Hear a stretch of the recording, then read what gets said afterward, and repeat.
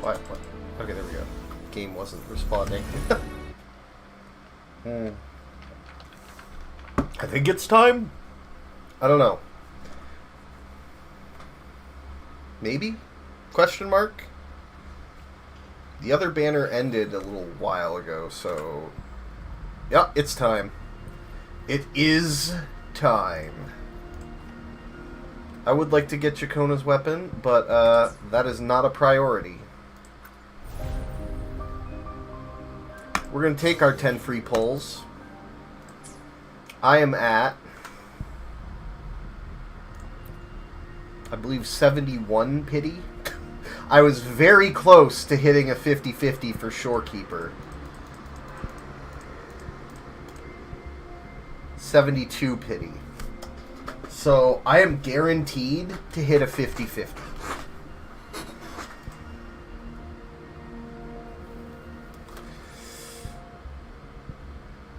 Alright. Alright. Oh. Oh.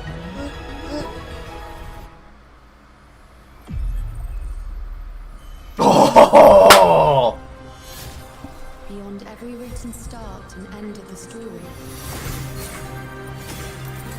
till we rewrite our fate. Yo, alright.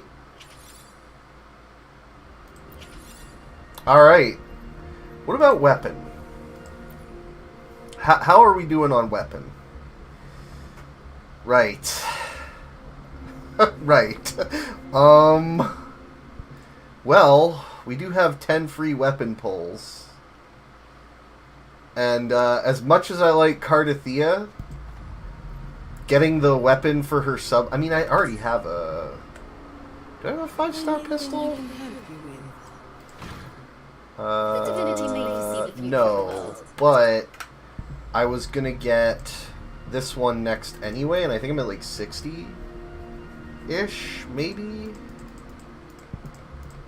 No, I'm at 45. Either way, I'm gonna have that relatively soon, like it's guaranteed. And that way I'll have one of all of the standard banner 5-star weapons. And I'm probably just going to use this on Chacona, because, like, who else am I going to use it on? I have Carlotta's Sig. So... Energy regen increases incoming resonators.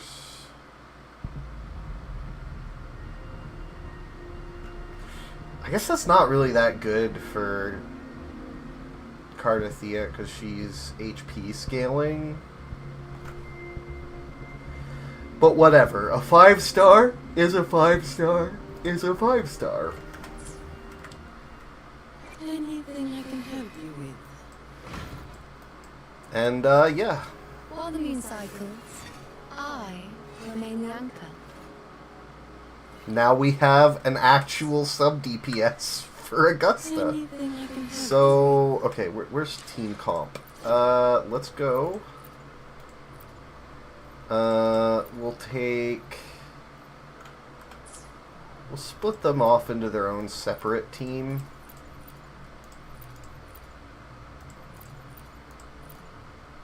It would be nice if I could, like, quickly reorder these teams instead of having to, like, redo them. Because I think I want Augusta to be, like my Augusta team to be, like, my number one. So, let's go ahead and... I'm not sure who I'm going to use as a healer for the Augusta Iuno team.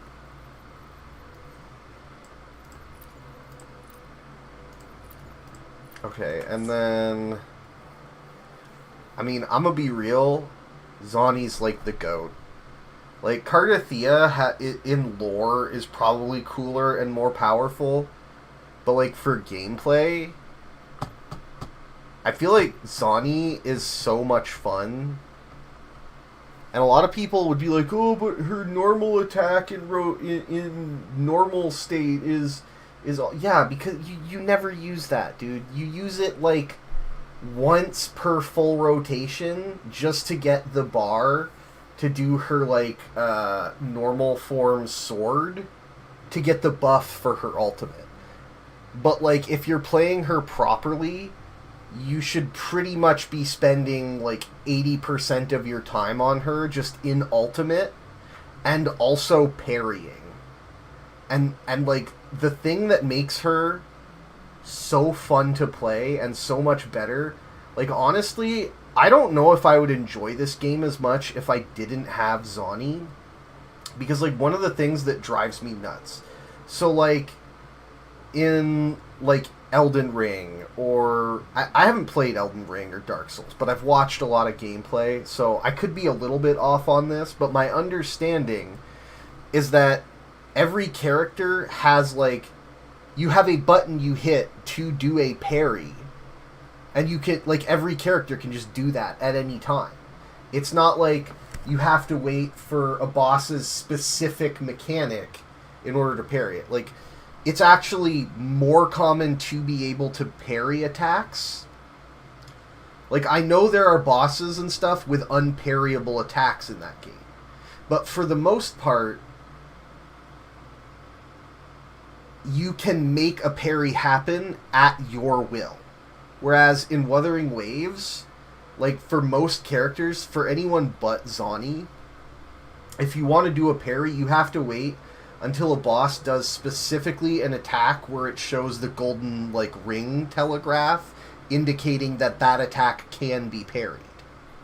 But if you have Zani in this game, then everything just becomes a free golden ring attack. You don't have to wait, you don't have to hope for RNG, or hope that the AI does a specific... You can just do it whenever the fuck you want, and it's amazing. It feels so fucking good. And there's even a bit of tech to it, where, like, if you parry a boss's attack, and you know that they're, like, in the middle of an attack sequence, so you get your 2 free swings off while they're stagnated.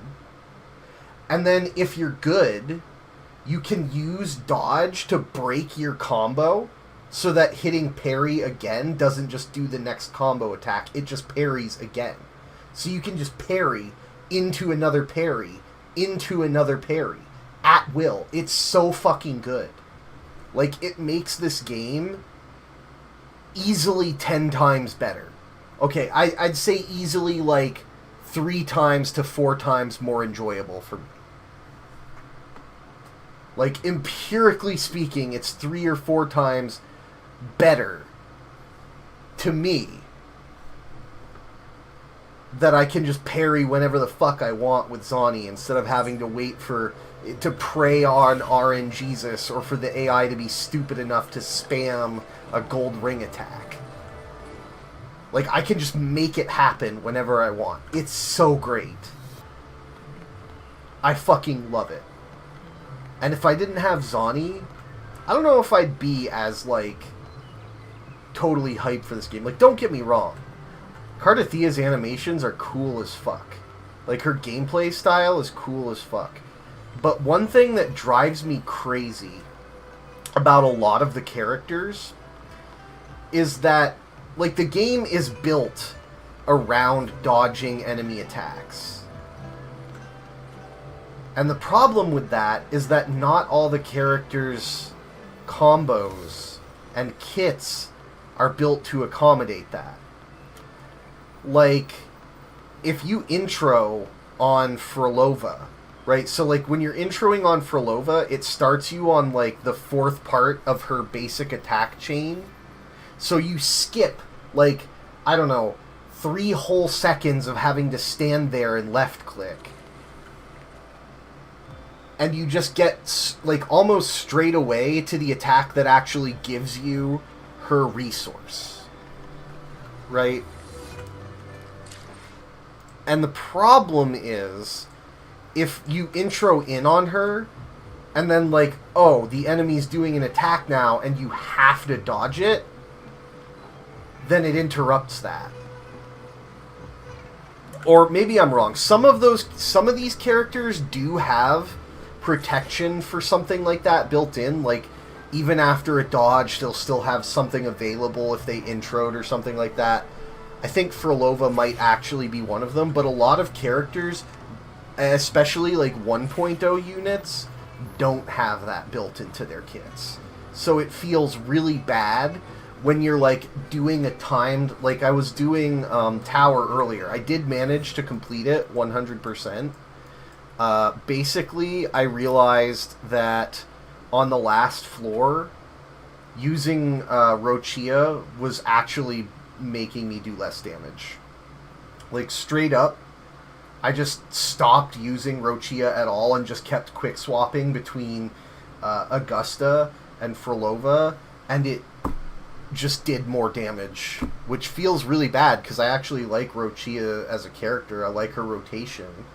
But I do understand that her outro buff doesn't really do as much for Frolova, especially with Augusta in the team, where Frolova's ulti gets cut off prematurely. So, like, it is what it is. But yeah, I got it. But, like, doing timed stuff like that, it does feel really bad when you're, like, really brushing up against the timer, and you have to deliberately... stop your uptime for a mechanic, and there's just nothing you can do about it. And not only do you have to stop your uptime, but stopping your uptime actually breaks your rotation and makes it take longer than it would have, like, even otherwise. Like, you're already taking longer just to take the extra time, but then instead of getting to skip 3 full seconds of, basic attacks, now, because you dodged, not only did you lose that 1 second to the dodge or whatever, but you also lost 3 more seconds because now your combo is broken and you have to start from 0. Which is really miserable. So I feel like that is, like, they've definitely... I believe I've seen some kits. I think Frolova might actually have some protection for that. Like, Anything I can help you with? Where is she? Where is she? God, these, like, the Wuthering Waves descriptions are so fucking wordy. Okay. So...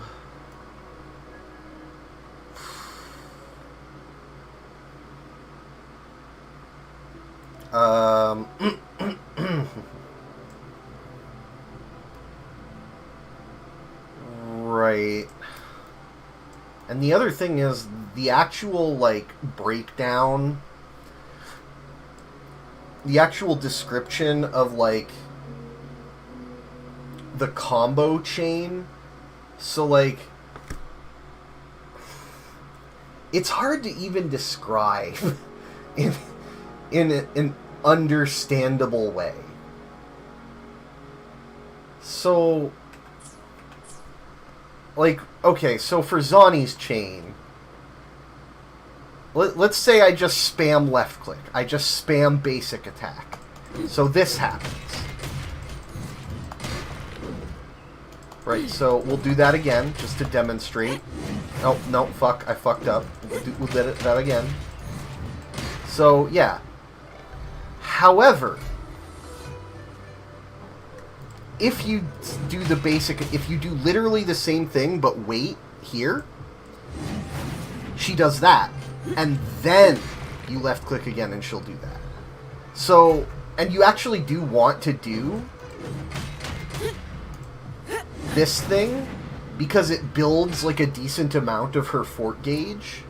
So you actually, it's like such a subtle thing, which is great. I love it. But where do they even put that in the description of her kit? Like, how do you even... It's like, okay, basic attack. Perform up to 4 consecutive attacks to deal Spectro. After pressing basic attack 3, press normal attack at the right time to perform basic attack breakthrough, which can be followed by basic attack stage 4. Right? And that's fine because it's actually, like, in the description. I'm trying to think of the one that I saw, but then there's weird ones where it's like, like, okay, so Cardathea. The power to split and merge matter. So you would think, like, okay, we got all her basic attacks. We got basic attack Cardathea, heavy attack Cardathea, mid-air attack Cardathea. Except she... Okay, I'm just gonna throw her on a team here. Where is she? This sword shall follow your will.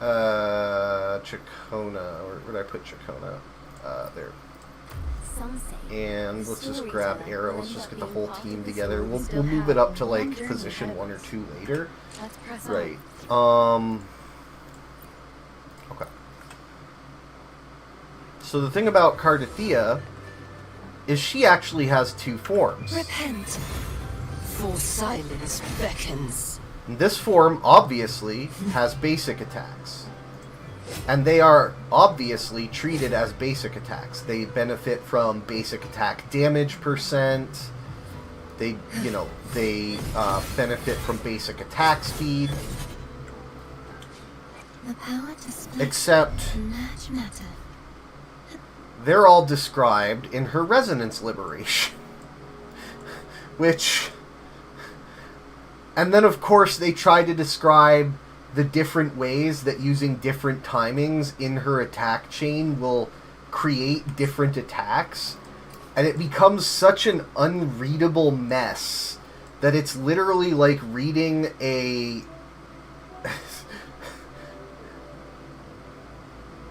like an instruction manual for old machinery or something. It's like, okay, now you need to go reference the appendices, and then the appendices tells you, okay, well, you need to, we're going to use this keyword that's referenced in subsection A, and then you go to subsection A, and it's like, okay, this is what it is, but also makes a reference to appendices F instead of the appendices you were on.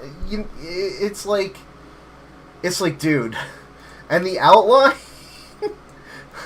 Honestly, well, the outline doesn't really give you, like, a full breakdown. I don't know. Yeah, like, it says, certain attacks. Okay, well, what attacks, if you actually want to understand it? And then it's, like, trying to put that all together with, like, watching the attacks happen in real time is so wild. So, like... her basic attack chain, you don't actually really want to do the early basic attacks from the ground, right? So, like, you see... Let's get to... Where is it? Here. Okay. Oh, shit. Okay, so here. And then this. And then... Ah, fuck. Okay, so... here. And then this. And then that. Right? But you don't actually want to do the basic attack chain, because you have to do all of this before you get to this, right? And these don't actually do that much damage. Their multiplier is like... I don't know. What even is it? Okay, Resonance Liberation. Right, and then if you want to see... Wait. Hold on. Okay, so the actual... Okay, right. So the actual... And this is the... So this is like a perfect example. And it kind of... Like, I kind of understand, now that I understand her kit, why everything is listed where it is. And it kind of makes sense. But then it also kind of doesn't. Because... her instead of listing the basic attacks for her big form in the basic attack, they list it in the Fort Circuit. Right? So, what are we talking about here? We got... Okay, she transforms into Fleur-de-Lis. Basic attack, Fleur-de-Lis. Mid-air attack, Fleur-de-Lis. Right? And then you see basic attack stage 1, 6.49% HP. And then it's like another, like, 9% on 2 and 3, right? And then stage 4 is when you get to, like, 12%. And then stage 5 does the big fucking wombo damage. That would be... So stage 5 is 1, 2, 3, 4. That's 5. That... I actually did a 1 there as well, but... This is 5. Right, so that does the huge amount of, like, 28% of her HP as damage. Right, so that would be like, what, 10k? And that doesn't sound like that much, but that's the base damage, like, so the way that works, right, is let's say 28, it's actually 35 in total because it's 2 instances, but we'll just say 28 for simplification, right? So roughly, roughly 30% of her HP would be actually like 15. But then that also gets multiplied. And this is pretty basic stuff for, like, anyone that wants to, like, do math to understand, like, their numbers. Like, this is not theory crafting. Like, actual theory crafters do shit a lot more complicated than this. But, like, then you would multiply that, like, let's say, let's just call it 15k for simplicity's sake, times, well, it's arrow damage. So you would multiply that by, like, what is her arrow damage? Oh, she actually has a lot more from, like, she gets more from the team. Let's say she would have, like, 90%, because that's about what she ends up with when the team is fully buffing her. So instead of dealing, 15,000 damage, well, it's increased by 90%, so it's actually more like 30,000. It's not quite 30,000. We're just doing rough math here. But just to give you an example. And then you multiply that by, well, she's got an 80% crit rate. So let's just assume everything crits. Like, we'll just round to 100. Right? I'm pretty sure there's a crit buff, so she's basically got 90%. So that means, and this crit damage multiplier, 251.6%, that means you would multiply that 30,000 by 2.5. Well, 30,000 times 2, 60,000. Half of that, another 15, that's 75,000 damage right there. From just that huge, right? Versus, like, the 10%. So, like, obviously, these base numbers, like, when they're that much different, when it's, like, the difference between skipping all of this 6.49% whatever to go as quickly as possible to the 28 is fucking enormous. And, yeah, I mean, I haven't even done all the math to, like, know for sure what's the best rotation, but I've seen a lot of people run the rotation, and, like, generally, if there's a specific, like, if the devs design something, like, her skill, let's use her skill, I'll show you what her skill is this. It groups everything up and lifts her into the air, and then you can continue her combo from there with mid-air attacks, right? And so what happens when you do the mid-air attacks? So, like, remember this, not that. This and this. Those are what we want, right? So if you do the mid-air chain, like, you're dealing the skills damage, which is, what is it? It's like roughly 26% of her HP total, and it also groups enemies up and applies stacks of arrow erosion on enemies, which is huge. It's a huge part of her kit. So, like, bear in mind, this is doing a whole lot. Like, a whole lot. and then we do this, this, and then we ground, and then you'll notice we started the basic attack combo, like, we started there, and skipped this and this. So instead of doing all that weak damage first, we get huge damage and grouping from the skill. We do the combo, and then we get to skip the first two parts of the basic attack combo and go straight to the big damage. And the other thing, so like her heavy,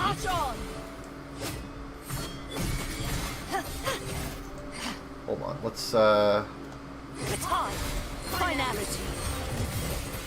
her heavy attack chain actually also launches her into the air like the skill. It doesn't do the grouping and the huge damage of the skill, but it does launch her into the air. And the other thing you can do is just press space and do an attack that launches you straight into the air. But obviously, if you can do the skill, it's worth it because the skill, again, does like 30% of her HP as damage, applies 2 stacks of arrow erosion, grabs everything into a nice tight little group, and because it's grouping everything and pulling everything into the air, it's also crowd controlling things so they're not attacking you. And there's all these like little nuances that you can sort of read, you can sort of understand by reading this, but because it's all split up over so many places and there's so many like things that it's much easier to actually understand it by sort of seeing somebody else do it and play through it than it is to understand it by reading it. And honestly, even if you do understand the reading very well, there's still things that are kind of lost in translation that you don't see by reading. Like, what's a good example? Okay, I can think of an example. Let me switch to... Okay, let's look at Verena here. So... It kind of does tell you this, I think. Dodge counter. Oh, it actually literally does not say this. So with Verena, normally, to build up her fort gauge down here, you have to do all of that and hit an enemy with... Hold on. This right here, the big spikes at the end.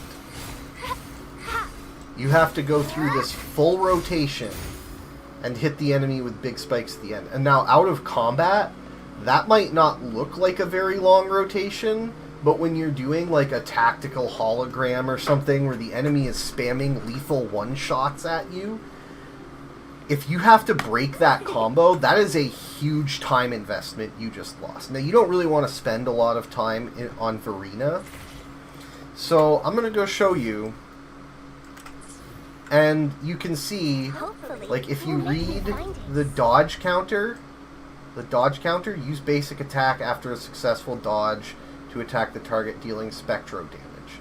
That's all it says. It just seems like, oh, it just does spectro damage. It's whatever. And you can see that the outline mode is off, so this is the full description.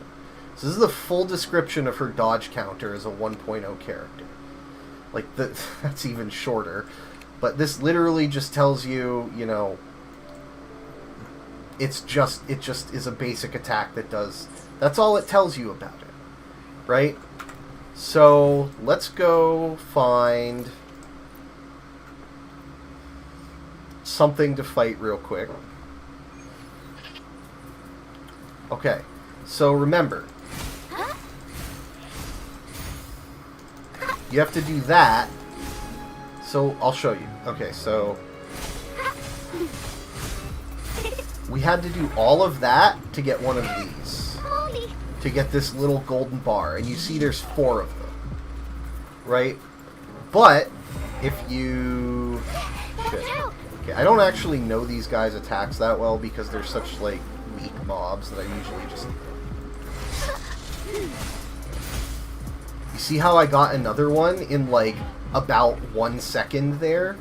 Instead of having to go through the whole rotation? The game literally does not tell you that her dodge counter allows you to skip, like, the first 3 attacks of her basic combo and go straight to the attack that... Okay, let's try this again. But the game literally does not even tell you in the text that she can do that. Sentinel, protect me.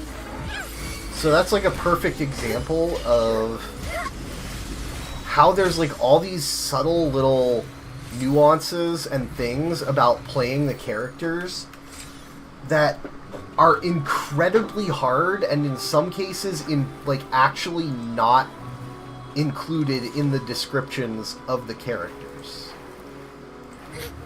That you can only really come to understand by like playing the characters. Like you could read all of Zani's basic attack and think like, oh, you want to do the full breakthrough attack and everything. But like after playing her a lot on endgame stuff, what I realized is that you basically never use the basic attack chain. You never start with BA1. Like there's almost usually what you will do, despite the fact that you do want to use E as a parry, right? So like what you really want to do, so like let's say let's go fight this guy. Should be okay. I'll just like it might not be the best to like demonstrate stuff on, but I'm gonna try it anyway. So let's say I want to build her fort gauge, right?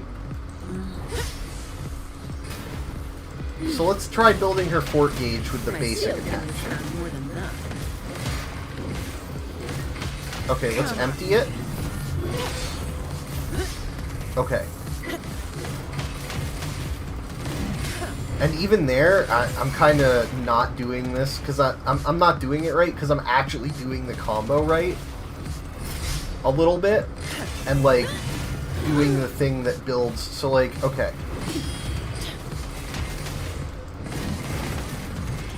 Yeah, I'm doing the, like, delay on the left click, because it's kind of in muscle memory now. So I'm getting a lot more fort gauge than I would if I... Let's just... I'm just going to spam as quickly as I can. Okay, I'm probably going to die if I don't, like, heal a little bit. Okay. Life is in everything. Okay, so...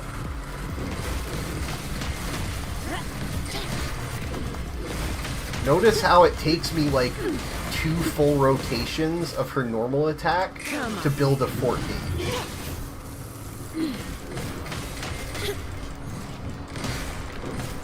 And if you miss an attack, it takes even longer. Right? So you would normally think, like, oh, I want to use her basic attack to build that. No, you absolutely do not. So, like, let me just heal up a little bit here. It's going to be hard to, like, demonstrate this.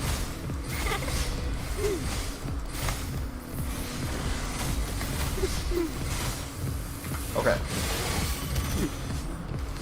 Okay, let's empty the fort gauge. So you saw how long it took to build that with the basic attack combo. So, let's try it this way. Without using a parry, and then we delay, and that basically almost entirely can skip doing any basic attacks. You basically do this, and then like one basic attack. And like, yeah, you can say my fort gauge is full, right? But, or you can say my fort gauge wasn't full from that. Okay, so let me demonstrate what happens when you use Zani's intro. Bask in the sunlight.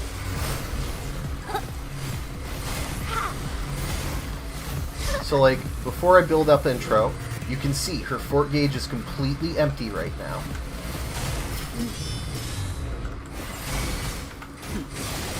And then that fills half of it. And then we literally only had to do this. Hold on. We literally only had to do this. And we had a full fort gauge. We skipped all of this. All of it entirely. We didn't have to do any of that. And we got straight to this. All yours. And once you've done the enhanced E, you can just go straight into ultimate because the enhanced E is all you want out of this stance. The enhanced E is all you want out of normal state because it gives you a massive buff to her All of ultimate. you at once. I don't do overtime. And there's so many little things. Like when I first started playing Zani, I thought, oh, I need to build all this plays gauge by doing normal attacks, and it's going to take forever. But no, the reality is, you only need to build fort gauge. Or this is separate. It's different in Ulti. But you only need to build this like redundant energy gauge. And then you don't need anything else in her kit. Except her ultimate. And then you go into ultimate and that's it. That's all you care about is getting her buff up and getting straight into ultimate. You don't need to do any of this, even though they went to so much trouble to design it. And let's be honest, this right here is fucking great. This is amazing. But you don't need to do any of that. You actually don't want to do any of that. Doing any of that is going to tank your damage per second. Right? But they still built in all these... Like, they still built in, even in that, little subtleties. Like this. Like the spin kick. Like sitting in the chair. And then following up with that, like, normal. Right? And then they also built in... So... BA3, right? So you actually basically just trigger BA3. You just hit E, and then you skip straight to BA3. Straight to the highest redundant energy generators in her non-ultimate stance, which is really what you want. But yeah, there's all sorts of weird little subtleties and quirks like that. All yours. With like timing and so that's another thing. Another example of Verena is like they make a point of in the kit. Let's build up some gauge. So they make a point that you can do this charged attack that lifts her into the air and does her normal aerial attacks. And, like, the charged attack will spend one of her fort gauge charges. Right? So, like, you do get some benefit to this charged attack, to this, like, super slide, from having fort gauge charges. Like, if I build up, let's build up one, and then I do the slide, you see that it consumes the fort gauge. However, the fort gauge doesn't really do any extra healing, as far as I'm aware. And Verena regenerates Sonata, which is the thing that allows you to outro, so quickly. Let's just dump it real quick. In the name of Imperator. Like, you see her Sonata is, like, nearly empty. It's that circle, right? I can use some fertilizer. So watch how quickly she regenerates this. Bernadette, life is in everything. And we're done. We're out of Verena. And we've got her coordinated attacks from her ultimate. We've got her buffs. I fucked up on Phoebe here and did the wrong stance, but that's okay. But yeah, so there's like all sorts of these little tricks and things, these subtleties to the rotation, and then there's all sorts of skips that you can do to get like the most optimized damage out of the rotations. And honestly, I think that they designed Zani this way on purpose, right? Like, they designed her to skip most of her normal attack chain, right? Because that's, like, how you want to play her in endgame. So, like, the subtleties that they build in about, like, doing this are almost kind of a red herring, because usually when you intro on her and then just do this part, you have fort gauge. So, like, you don't even necessarily need to do this. This is just, like, there if for whatever reason one of your hits misses and you don't get her redundant energy, her fort gauge. It's just, like, there as a backup, but you want to skip it optimally. But they put it there. And then they also built in animations for all these other attacks, which I really appreciate.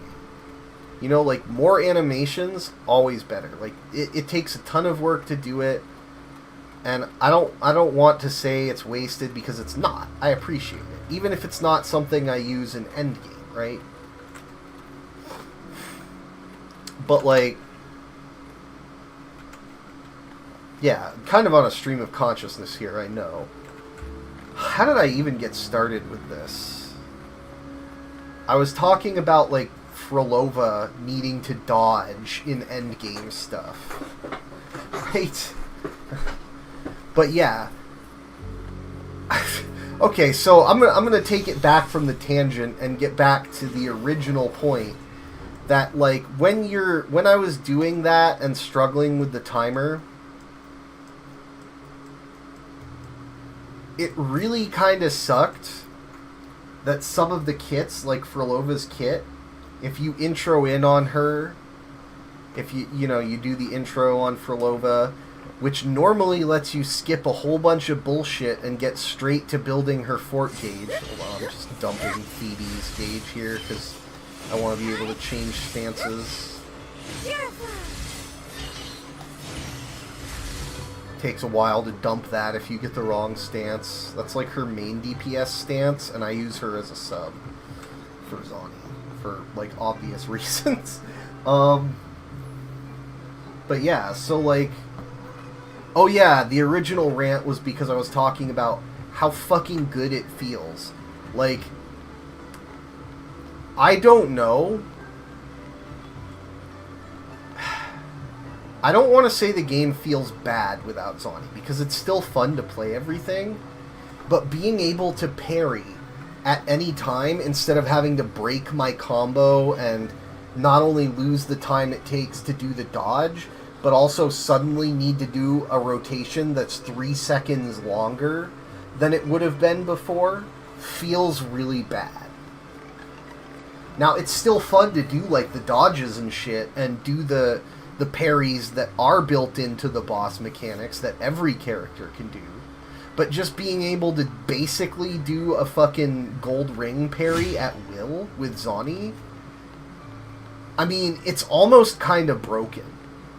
I'm sure that, like, theory crafters will say that even with Phoebe, I think I've heard that even with the insane fucking buff that Phoebe gives to Zani, which is literally just doubles Zani's damage, I'm sure that even with that, theory crafters would say that there's probably, like, I don't know, Cardathia's team probably does theoretically more DPS or something. But, like, DPS, you can't put a DPS value on being able to parry at will, because it's like a game feel thing. It just feels good.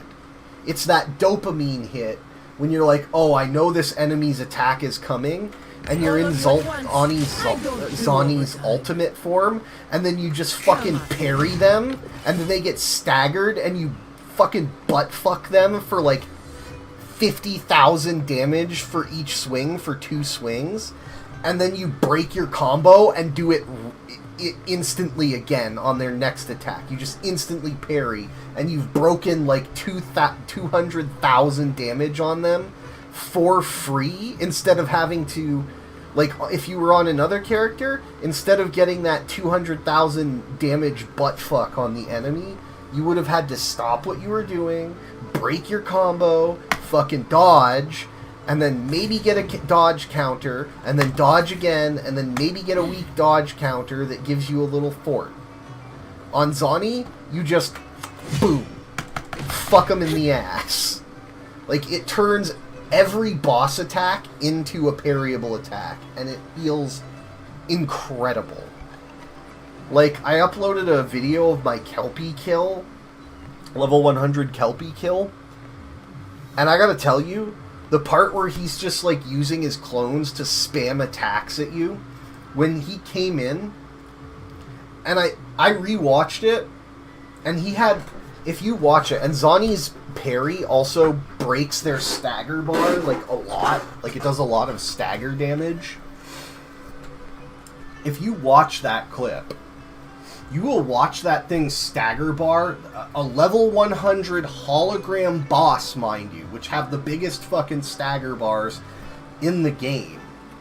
You will watch that thing stagger bar go from, like, 80% to it's broken and staggered in about 3 seconds. Which is fucking wild. With any other character, you'd just have to, you know, do a dodge counter basic attack. Dodge counter basic attack, and you'd get a little damage, you'd get a little... But with Zani, no. Boom. You blow them up, you do like 200k damage, you break their stagger bar, and then you have free reign to just do fucking 800k to 1,000,000 damage. Uncontested. It's amazing. Because, and it's not like, oh, you're not, no, you're literally, you still literally, in her ultimate stance, you actually do have to time the parry. It's not like this where it'll wait. Even her enhanced E outside of ultimate, the one that uses fort gauge, you have to time that. You can't, like, do it and wait. You have to wait for the enemy's attack and then hit E when it's happening with that to parry. But, like, it feels so incredible. So, like, you do still have to have more skill than somebody that's not doing the parry, but it lets you, instead of having to wait for the AI to decide to use a mechanic where the gold ring appears and any character is allowed to parry, you can just decide, nope, I'm going to do that now. I'm going to do that right now because I feel like it. I'm going to do that right now and do 200k and break your stagger and then do another 800k. I'm going to do that right now because I want to. I don't have to wait. I don't have to wait for a timer. I don't have to wait on the AI. I just play the game and do what I want. And I get that dopamine hit because I'm playing skillfully while I'm doing it. That's why Zani feels so fucking good, and why she's, like, even if she's not mathematically the best unit in the game, right? There is just, you just cannot put a price, put a DPS value on, well, I mean, you can. You literally could put a DPS value on, like, oh, it'd be better to use this character because they do more damage. But it would have to be a lot. It would have to be, like, very significant to not be worth the extra, like, because bear in mind, it's not just like, oh, your DPS. Like, on the other character, you literally have to lose uptime. So even if your DPS is higher, your actual damage over that span of time, if your theoretical DPS, while your damage is completely uninterrupted, is higher, because you're interrupting that damage, you might end up at the same or lower than Zani. Right? Like, you know, you might say, oh, well, this character can do 11 million, or can do 1.1 million damage in the same span of time. Except, they have to dodge. They have to dodge again. They might get in a counterattack, and then they have to dodge again. You can't launch into their ultimate. You can't get to their basic attack 4, because the enemy is going to hit you with a lethal one-shot if you take the full 3 seconds to do that rotation. Right? Whereas with Zani, you can just say, nope, I'm going to parry you now and do a dickload of damage. You can just do that at will. You can't put a DPS value on that level of engagement, because it's literally you getting that dopamine hit from performing an action, and you get that dopamine hit faster, and you get a bigger rush of damage, and you get to stagger them, and you break their stagger bar. Like, even if theoretically, like, Frolova's higher DPS or whatever, and don't get me wrong, I enjoy Frolova. Her rotations feel is pretty good. Sliding through the enemy feels pretty good. Doing the echo skill, like, all the movement involved in her rotation, getting to coordinate attacks with Hecate with another character once you've swapped off feels pretty good. But there's just something about just being able to, at will, parry and be like, fuck you, I don't have to dodge. I can take what was going to be you interrupting my damage rotation and lowering my damage output and turn that into me interrupting your damage rotation and increasing my damage output. And that feels incredible. But yeah, so like, it felt really bad when I was like doing Augusta Frolova on the Dragon of Dirge, and just kept running in, like, literally being under 1 second from clearing the timer. And then, you know, I do the next run and it's like, oh great, now the AI has chosen to do a set of attacks that I have to dodge. I have to break my rotation. I have to stop and lose damage uptime. And I have to stop. Like, there were many times where I would E on Augusta. I would use Augusta's skill to try, because her skill fully fills her fort gauge so that you can do her enhanced charged attack, right? Like, I have to hit something with E for the fort gauge to charge, right? So it's not going to do it here. But, like, there were at least a few times where, if you watch that stream where I was doing Dragon of Dirge, where you can literally watch as I start to E, and then on the attempts where I dodge it, she cancels the E, but the cooldown doesn't reset. So I just wasted my E, and I got no, like, fort gauge charge out of it. So now I have to sit there and spam normal attacks before I could... So I have to do, like, what is this, like 2 to 3 seconds of normal attacks before I can do the charged attack that I would have instantly been able to do if I hadn't had to interrupt my rotation. And you can say, oh, well, just ignore it. Don't break your rotation for the dodge. And usually that's what I err on the side of, since it's more timer-based in that, like, end game. With the holograms, it's not. With the holograms, you have to dodge. Like, end of story. But with Tower, like, you're really just trying to beat the timer. You don't care about taking damage. But if you watch the clips where I choose not to do the dodge, or like I mistime the dodge or whatever, then you'll see that the hit interrupts her E. So either way, so now you're in a situation, and you can say, well, just wait for the attack to finish. Yeah, but when you're up against a timer, the last thing you want to do is stop, stand there, and do less damage than you could because you have to wait for a mechanic that unavoidably interrupts or reduces your uptime. That is the last thing you want to do on a timer-based mode. And it's not because, like, oh, like, no, it just feels really bad and shitty that when you do that and then you execute properly, and then it's like, oh, great, I get you finish it, and you do the whole, like, 2-minute and 30-second fight, and you were 0.5 seconds too late. And it's like, well, if I didn't have to waste that 0.5 seconds doing a normal attack, doing a fucking basic attack, because there's a mechanic that no matter how I approach it is going to break up my E, if I didn't have to wait, I would have beat the timer. But it's not a skill issue. It's literally the game is denying you the ability to have uptime issue. Right? You're within 0.5 seconds, and that 0.5 seconds is a difference that it doesn't matter how you approach it. You can choose to cast the E, it's going to interrupt you. You can choose to...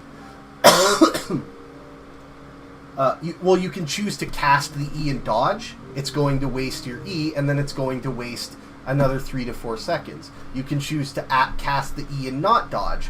It's going to interrupt you and, waste your time, and then you're going to have to spam basic attacks, and you're going to have to waste another 3 or 4 seconds. Same as... So either way, you cast E and dodge, you lose the E. You cast E and don't dodge, you lose the E. You don't cast E, you lose another, 0.5 to full seconds. So there's no option there, no matter how skilled you are, for how to do that, for how to deal with the boss doing that particular mechanic, other than to sacrifice your uptime. Now, obviously, only losing 0.5 seconds is better than losing 3 seconds of uptime, but it's still like a 0.5 that you're forced to lose no matter what you do, no matter how good you are. And the optimal opener is going to be the optimal opener. It's a mathematical fact. I'm not going to sit here and say I'm the theory crafter that knows the optimal openers. There's people will fucking argue about that for days. If you say the best rotation, people will literally fight you. They'll drag you. Holy shit. I've heard of people doxing people over fucking theory crafting fights. It's insane. So I'm not even gonna sit here and say definitively, my rotation. But I'm relatively sure that with Augusta on tower, you want to open immediately with Alt and then immediately E, right? I think it was Gotcha Smack talked about it a little bit, about how he does his rotation of you want to put everything on cooldown, because it's like every game, right? It's not necessarily always true, and I'll get to the example that I ran into in my own run in a little bit. It's not but generally when the developers of a game build a set of abilities that you can hit and they design them in a certain way, they want you to use them in that way. That way, they will generally try to tweak the numbers as much as possible so that is the optimal way to play the character, right? And in World of Warcraft, the best rule of thumb is, obviously you want to align with raid buffs and everything, but the general rule of thumb is pop your biggest cooldowns and your biggest damage immediately so that they come back up sooner rather than later. Put everything that has a cooldown on cooldown. Now that, we're not talking about utilities like Frost Nova or something. We're talking about Palm Pyro, for example. I don't think that's even a thing anymore, but just for example, Presence of Mind Pyro, Instant Pyroblast, right? The thinking is if you pop that as soon as possible with all of your damage buffs up, and it does 2,000% increased damage, and you're casting it instantly, well then, if you pop that right off at the start of your rotation as soon as possible, then that means that the cooldown, that 3-minute cooldown, so let's say you've got a 6.1 minute fight. It's 6 minutes and 1 second. If you pop that immediately at 0 seconds, and it's a 3-minute cooldown, right? If you pop that 3-minute cooldown at 0 seconds, okay, you get to use it once at 0 seconds, you get to use it once at 3 minutes, and then you get to use it a third time at 6 minutes just before that last second. So you get to use your biggest damage ability 3 times instead of 2. And that's going to dramatically increase your overall damage per second. You will deal more damage that way than if you waited, let's say 10 seconds to use that cooldown. Well, now you only get to use it at 10 seconds and 3 minutes and 10 seconds. because the fight ends at 6 minutes and 1, there's no 6 minute and 10-second use. You've wasted a use by not popping that immediately. Right? So like when Gotcha was talking about that, he was 100% correct. That generally, and it's not always true, sometimes the devs fuck up or they deliberately design something to be an exception to this rule, but generally if there is a damage cooldown that is powerful, you want to use that as soon as possible with as many buffs up as possible so that you can use it the most number of times in a given fight and get the most damage out of it. Right? So I'm not going to sit here and say I've theory crafted it out and I know the best optimal rotation. However, as a general rule of thumb, and I watched his video on it and I kind of remember what he went over in the specific rotations, not really but a little bit. But as a general rule of thumb, if you read the kit and you just use the damage burst cooldowns as appropriate, like you use the highest ones first, or the longest ones with the highest return first, and just go in that order, you will do the optimal DPS for that character, as a general rule.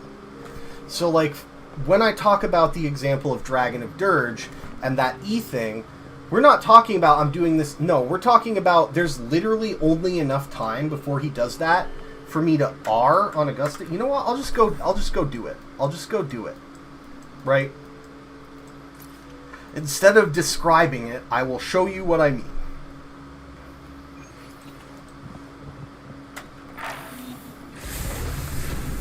And hopefully not reset the fucking thing in the process, but okay. So we'll go do this dragon. I don't even need to reset or anything, so I'm not gonna like lose points or whatever. But like generally, so you want to R and then E on Augusta to put her ulti and her skill on cooldown immediately. I'm not sure if the Q matters at all for Augusta. I really don't know. It doesn't contribute to her fort gauge at all. So I've sort of experimented on different runs with leaving it out and then using it. Generally, I will try to use it before I outro with her, since it will continue the attack after she leaves the board while I'm outroing. That way I'm not, like... Well, anyway, you'll see... So let's just open... Let me just show you what I'm talking about.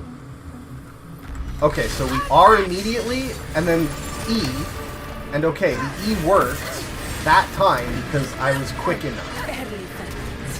Right? But I did take a hit from not dodging during that E. So let's restart. Right? And you can see... Okay, so let's watch what happens this time. I R, and then I E, and then I can immediately do the enhanced heavy, right? Whereas if I like, and you can see I took a little damage from not dodging, and I lost the shield buff, which is kind of unfortunate. But if I R, and then it didn't do it this time. Hold on. And that's another thing I'm talking about, is also, like, the AI...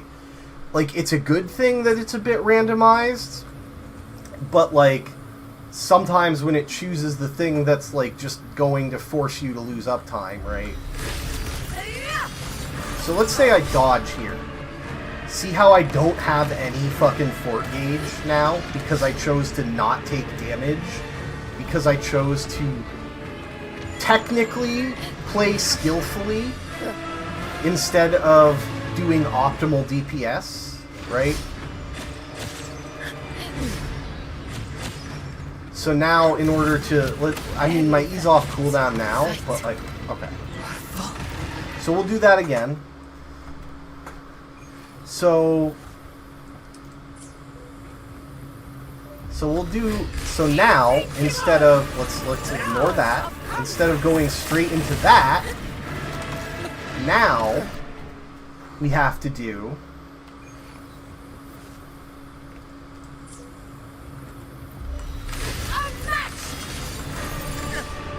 now we have to do this. You see how much longer that took to get to the charge when that thing was doing like heavy attacks at me? And when you're dealing with a timer like this, that matters a lot. Especially when you repeatedly get to the end and are literally half a second short of clearing with the perfect timer. Right?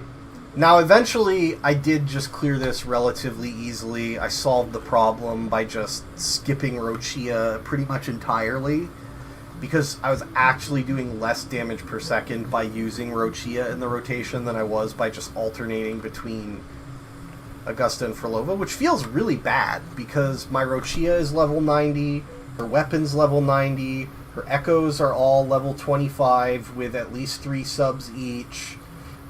All her skills are leveled up to 6, which is the highest I can get them until I can get weekly boss lockout mats. Like, it just feels really bad that she's actually a detriment to my team's gameplay. Even though she's relatively built. She's not fully built, but she's close.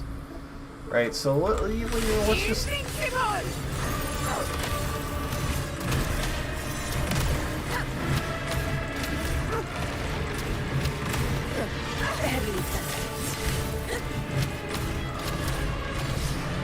And then there's that attack, which is, like, oh, another example, when you do use Rochia, would be that attack. You know what, I don't really want to finish this right now, but, yeah, another example, that last attack I was talking about, where it spun and did the whirlwind, if you're on Rochia and you try to use her skill, instead of waiting, it will interrupt you. And the problem with that one is both waves of that, which are about, like, I'd say a solid second apart, will interrupt Rochia and knock her out of the air and force you to restart her enhanced state. And so even if you do that, even if you wait the second, that's another second you're losing to the timer. And when you're at a point where the timer is so tight that you literally half a second would make the difference, being forced to lose a second like that feels really bad. Whereas with like Zani's kit, you could just be like, nah, fuck that. I don't feel like dodging. You don't get to take away my DPS. I'm turning this into a parry. Go fuck yourself. And it feels really good. So, yeah, Zani... I mean, it takes a little bit to get used to her, and you definitely have to build her. You definitely... I mean, Phoebe isn't mandatory, but she kind of is. Like, she's such a huge... Like, she actually, literally... Where my blades lead. Not... Like, you don't even have to think too hard about it. Fine day.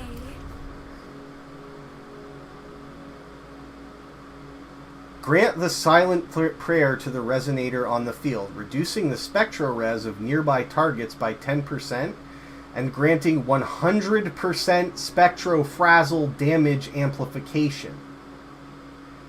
All of Zani's ult is considered spectro frazzle damage. That is a straight up 100% damage increase. That's not like a 50% multiplied by another 50%. Which would be, like, actually more than 100% damage increase. But, like, they are just straight up telling you, in hard numbers that are basically brain dead to understand, Phoebe literally doubles Zani's damage. It's... I mean... Huh?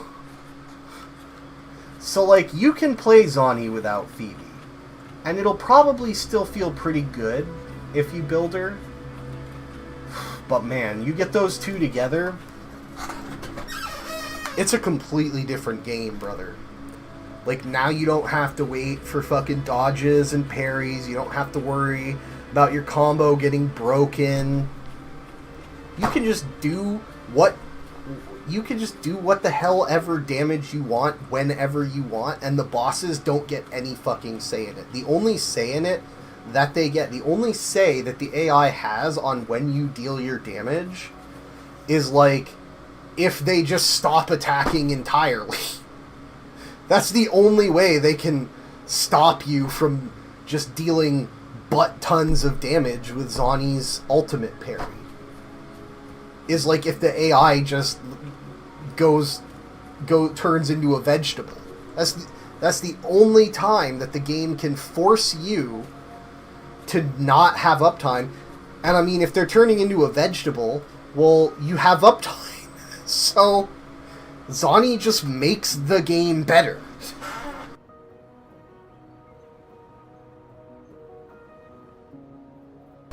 You don't ever have to, like, feel bad about, like, some fucking uptime. Whatever. Right? The only time there's an exception is when there's, like, a massive buff to specific characters, like that last floor gives to Augusta. Because let's be real, the last, like, 2 floors of the hazard zone, that buff, like, technically other characters can take advantage of it, but it's so, like, keyed to having the most uptime for Augusta that, like, actually my Augusta team does do more damage there than my Zani team. Like, I tried repeatedly to clear that with my Zani team, and I couldn't do it because I just don't think I was getting the full benefit.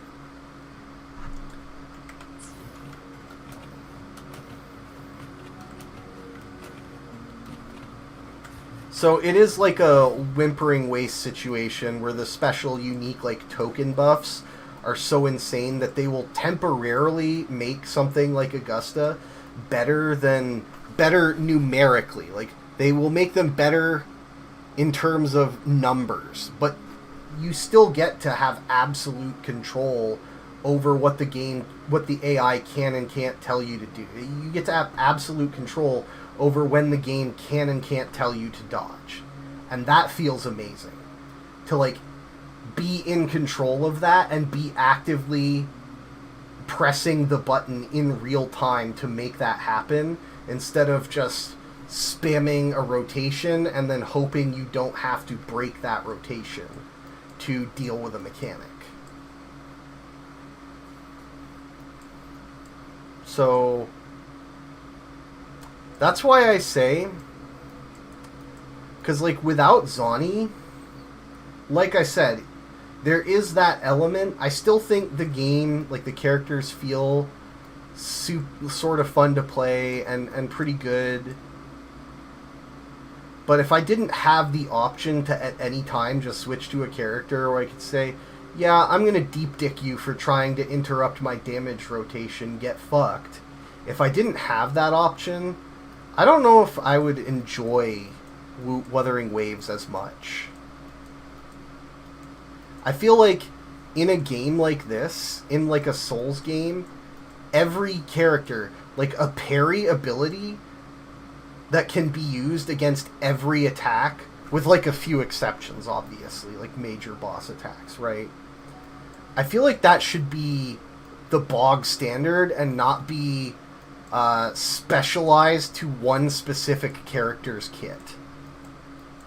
Like, you shouldn't have to be locked to having that character and B, using that character to be able to experience that interplay. Like that should just be baseline for everything, and then, you know, maybe ideally Zani's kit should, like, enhance it in some other way.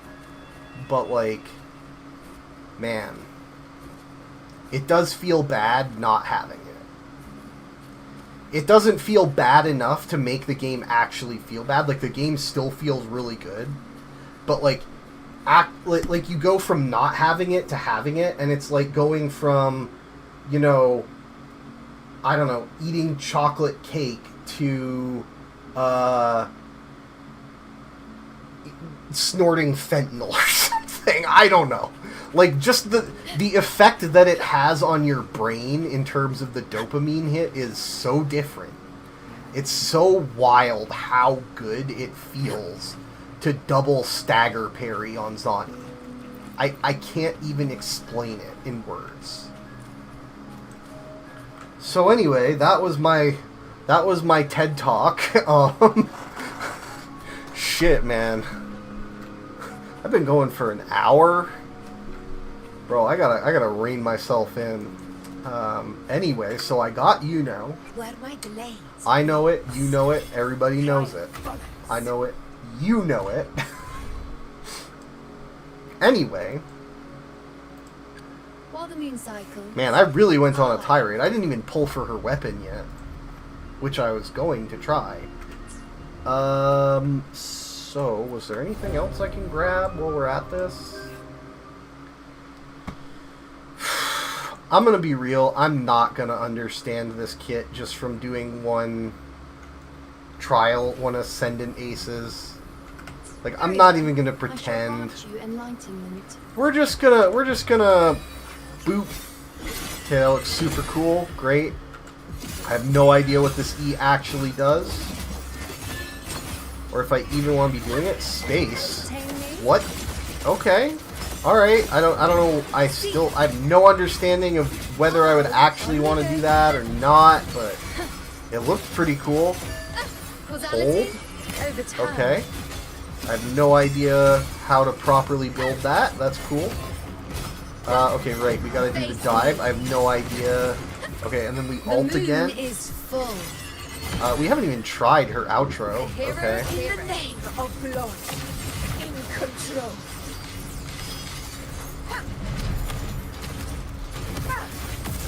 We can get intro. Oh man, we killed it before we got intro. Whatever. I am not going to try to pretend that I'm going to even come close to understanding it through this. I don't know, man. I'm fucking retarded. It takes me a really long time to actually properly understand the character. Well. I shall grant you enlightenment. Like, it took me so long to understand how to play Augusta and, like, dodge properly and still not, like, wreck her rotation. And then I watched some other people, like, play her in the story, having never touched her before, and I just feel like a fucking retard. I'm like, how the hell did they understand? Like, I was halfway through the Dino. You know, I watched fucking Tectone do it, and he just, like, spams basic attack right in on this thing, like, doesn't ever get hit, and instantly understands that, like, oh, the R thing is you press it and hold it, of course. Meanwhile, I'm halfway through the fight. I have to stop and look at R, and I'm getting, like, slapped down to 1 HP. Well, I'm like, wait, why is it still glowing? Oh, you have to hold it. Okay. Like, man, feels slow as fuck sometimes.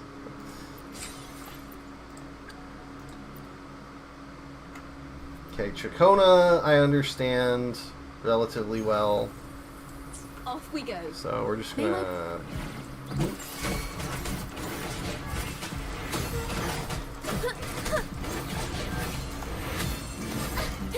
Interesting that they chose to put Gion on there. Now presenting a poem of finale. Although honestly, I could be wrong. I don't know if Chacona's heavy attack is better for building fort. I have no idea how to play Gion.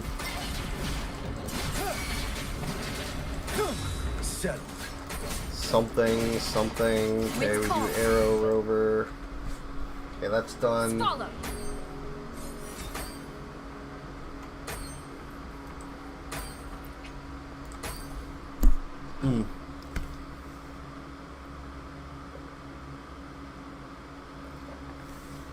Party on, Garth. Alright, let's get that.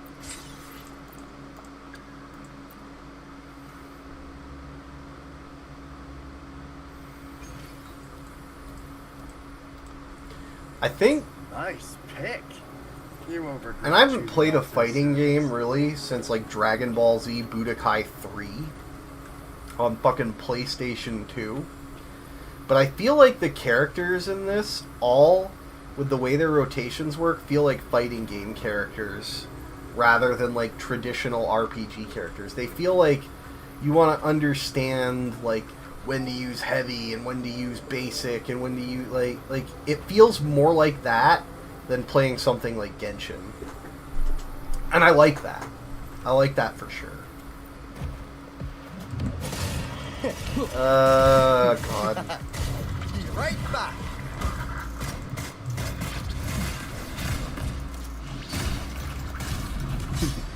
How's that for a magic trick?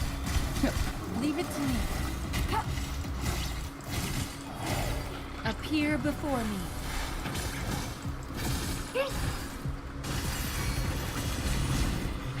You're wide open. Stay sharp. Give me your power.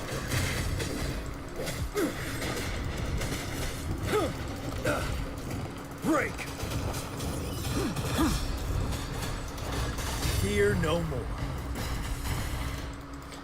But like, with everything I said about being forced to dodge and Zani letting you just kind of skip that, I will say, even though they force you to dodge on every other character, they do a good job of making the dodge counters still pretty valuable in like unique ways for each character.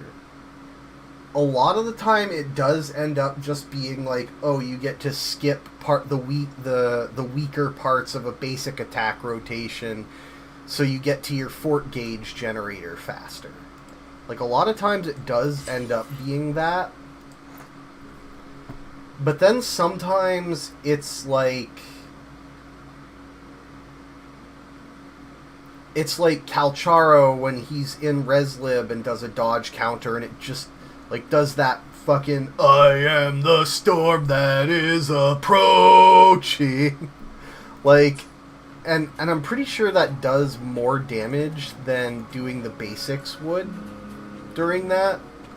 So like they do have interesting and different ways of, even though you're still technically not like parrying and getting that dopamine hit, of making it feel like you're doing something engaging and more valuable than just spamming the basic attack would have been. So they do a pretty good job, even though you don't get like what is technically actually literally a parry. You still kind of get that feeling with most characters. Like, oh, I'm doing something that's going to do more damage, or like with Phoebe, just straight up getting to skip her entire basic attack setup to get to the enhanced heavy. If you do a dodge counter, like just getting to skip all of that and go straight to the, you just do dodge counter and then heavy, like feels really nice. Because then it's like a situation where if you're in like a hologram and you've got a boss that you know is going to attack you twice in a row, you might not necessarily have time to do the heavy attack before doing the second dodge counter, but if you can squeeze it in and then do another dodge counter and go right into another heavy, you skip like straight up 3 or 4 seconds of basically the lowest damage per second part of Phoebe's rotation, and it's really nice. And you get to get straight back into the action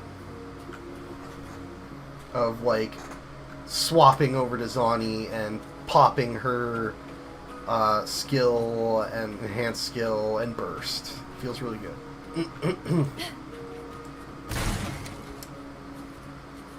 What was I even doing? Oh, I was doing the Ascendant Aces.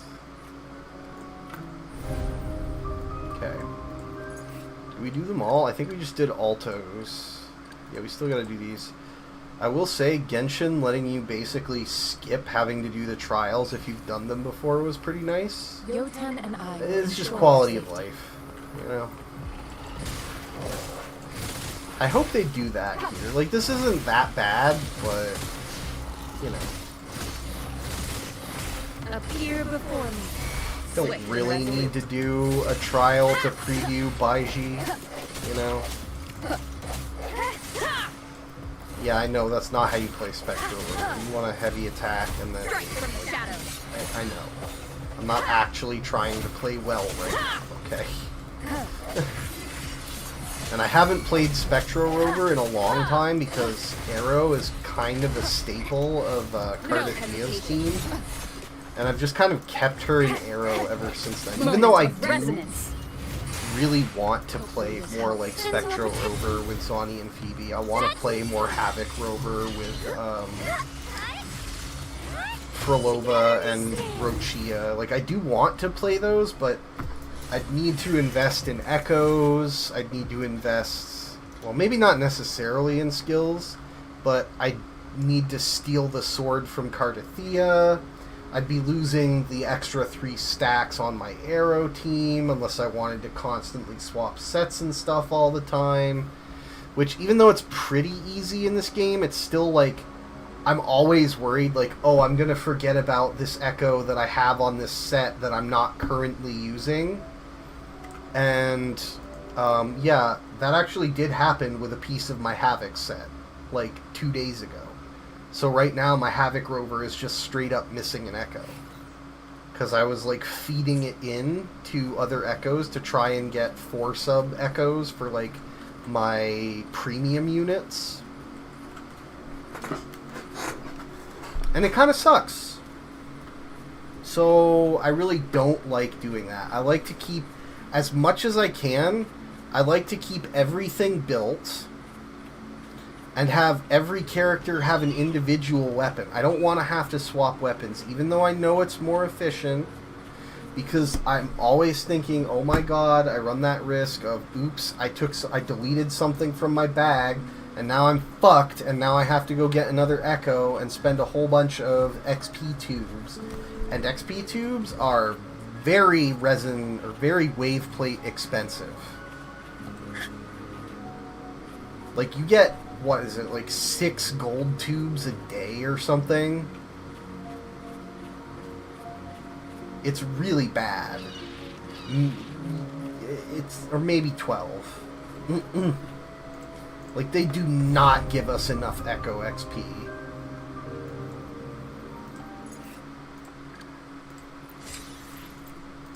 And I know everybody loves to say, oh, the Echo system is so much better than Genshin. No, it's actually not.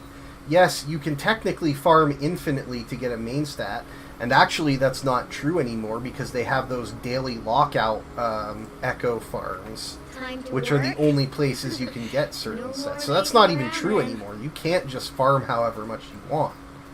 But let's just say, for sake of argument, since you could for a long time, that you can farm for a main stat forever. Okay, great. Now get good subs. Well, now you need to farm Echo XP, which means you need to wait for your wave plates. The only way to get those is to spend wave plates. So you actually can't meaningfully get whatever stats you want.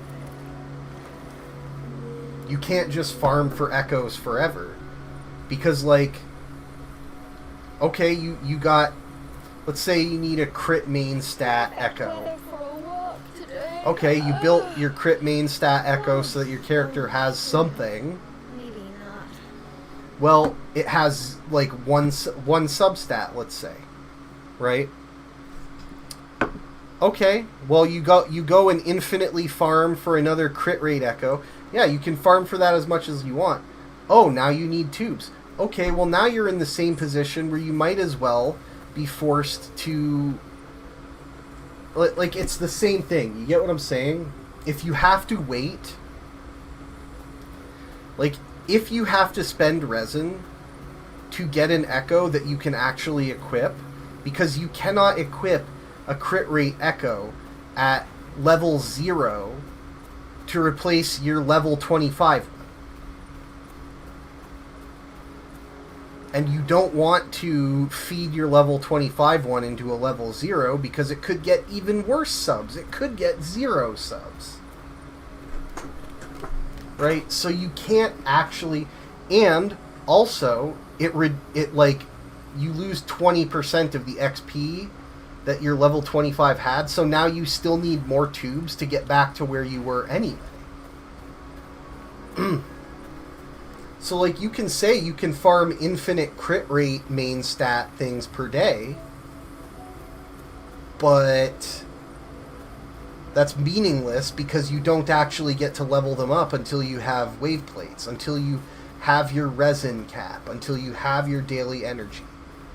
So there's like 0 point. You're still stuck in the same spot having, 100 level 0 crit rate echoes as you would be having 0 of them.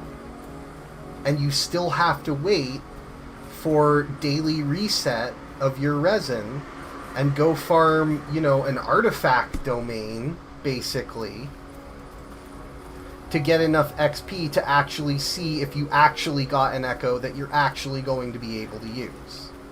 So, like, people like to pretend that, like, they just let you farm infinitely, but effectively, you actually don't. So it's not actually better than Genshin's system. And it drives me crazy when all those fucking Kuro bots said for the longest time that it was. That said, don't, like, clip this out of context. I'm not like, oh, Genshin's, but no, like, I think it sucks on both games. I really hate it. I really, really hate it. But all I'm saying is, don't try to tell me that something... Don't try to tell me when I'm sitting here, stuck looking at a bunch of shitty zero level crit rate artifacts, that, like, oh, bro, you're totally getting infinite artifacts. They let you get infinite artifacts without having to spend wave plates. No, because I can't use those things. It's meaningless. I might as well just get the goddamn artifacts when I spend the resin.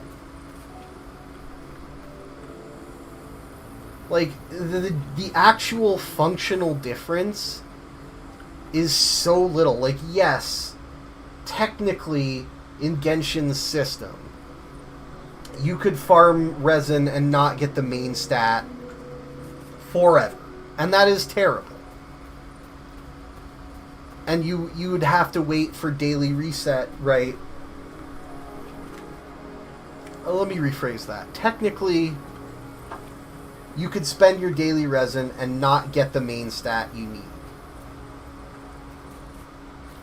And at least on Wuwa, you get the main stat.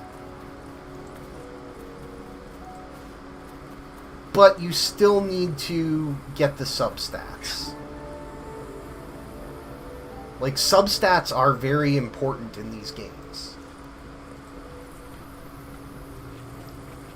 So, it's not that much different. It's not really a meaningful improvement. If, it doesn't matter if you can farm 100 crit rate artifacts in a day, if you can only, like, level up and see the substats for 1 to maybe 2 of them. Now, there's, like, a strategy, I know, like, where you can just level it up to 5, and that's what I usually do. I'll level it up to 5, see if the stat's good. If it is, I maybe level it up more. If that stat's good, I level it up more. If that stat's good, I might even, like, sacrifice a level 25 to dump into it at that point, because 3 subs is pretty decent. But usually when that happens, the last 2 subs end up being dead stats that are just terrible, right? But once you've done that, oh, well, bro, you could just go farm 100 more crit rate artifacts. No, I can't, because I have no XP left to put into them. And, like, you can say, oh, well, just dump that one into the new ones. Sure. You do that once, and it goes down, instead of being level 25, it only gets you to level 22. And then you do that another time, it only gets you to level 18. And then you can only see 3 of the subs. And if one of those is bad, well, then you can only see 2 the next time you dump it into a new one. And by the end of it, like, yeah, you've gotten through maybe, like, 6 or 7 of them, but you're right back down to only being able to see 1 of the substats on the artifact that you're enhancing. So, like,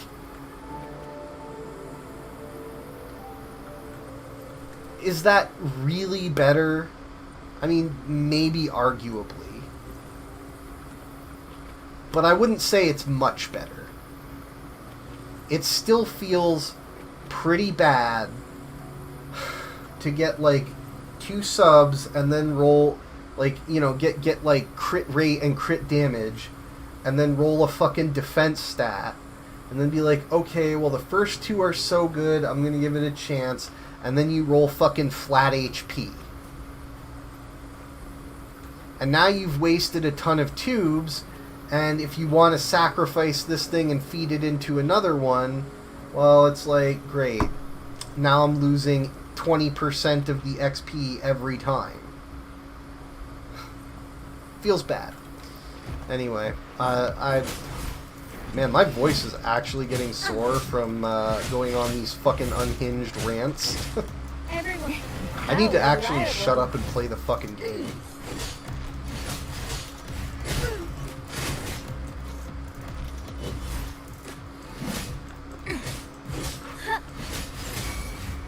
Steady there. I have no idea how to actually play this character. Let's watch out. I think you want to, like, hold her I will skill? protect. Okay, that was kind of stupid. Yeah, now she can finally spend. How reliable. What does her ulti do? Attack is the best defense. It's just like a havoc damage hit.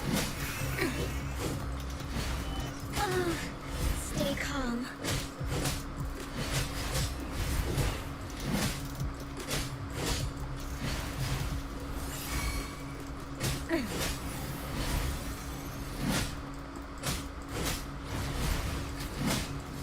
Everyone stand down. Achoo! How reliable. This is my ground.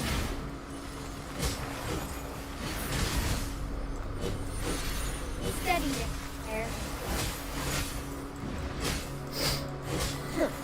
You know, when I first started playing this game, I thought that maybe I would like this character and try this character because she has, like, sort of a parry mechanic. But I don't know.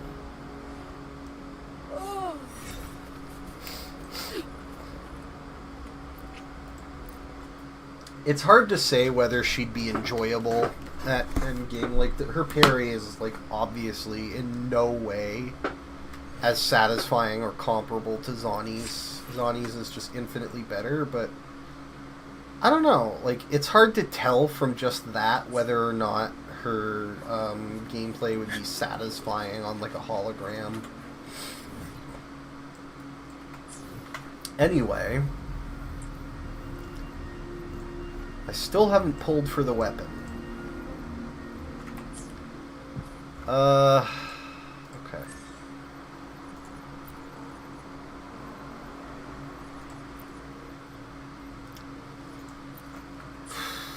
What mats do I need for her? Where my blades leads. Triumph. Do I... Where my blades leads. Triumph follows. Bro, I just perpetually do not have enough, like, shell credits. Do not have enough echo tubes. Kind of miserable, to be honest. So, Crown of Valor. I should have plenty of echoes for this, because I've been farming both the Nightmare Tacit Fields every day, so I should actually have plenty for her set. And I did farm a fuck ton of Sovereigns. But I'm thinking this is probably better for Iuno. If you know, you know. So, crit rate, we'll just do that. I mean, it's fair to... It's usually pretty safe to assume crit rate is going to be the best sub. Where my blades leads. Triumph follows. Like, even on Augusta. So, let's... Alright, let's just do some pulls for her weapon. Oh, what about the shop? Has that reset? I don't think so, but...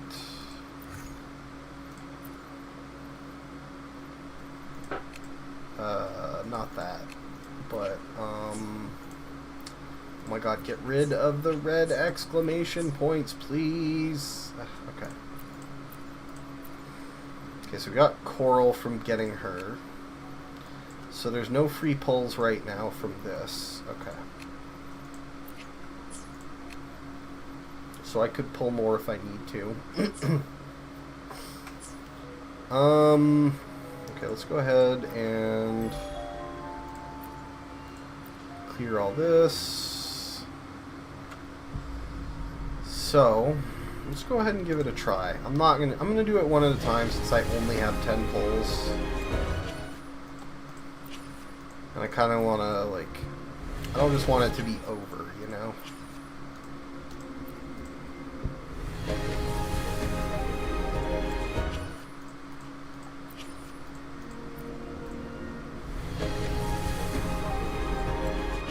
Oh my god.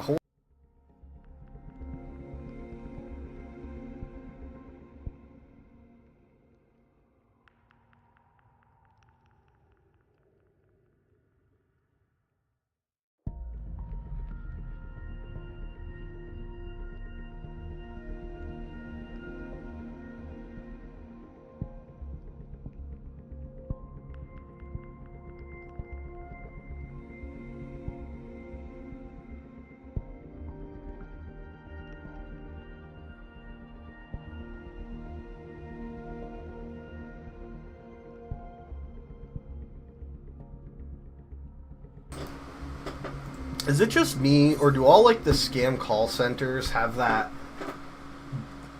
auto detector or whatever that makes the little whoop sound whenever you, like, answer?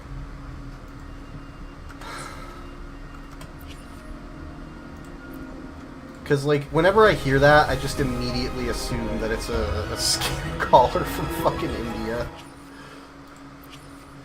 And you would think that they would, like, stop using that. But then again, I have heard that, like, scammers like that do stuff like that on purpose so that only the people that are, let's say, unaware enough, let's be nice about this, to not notice that or not realize that will answer the calls because they're more likely to be easily fooled. That's what I've heard. God damn, man. I'm actually wearing out my throat. Okay, come on.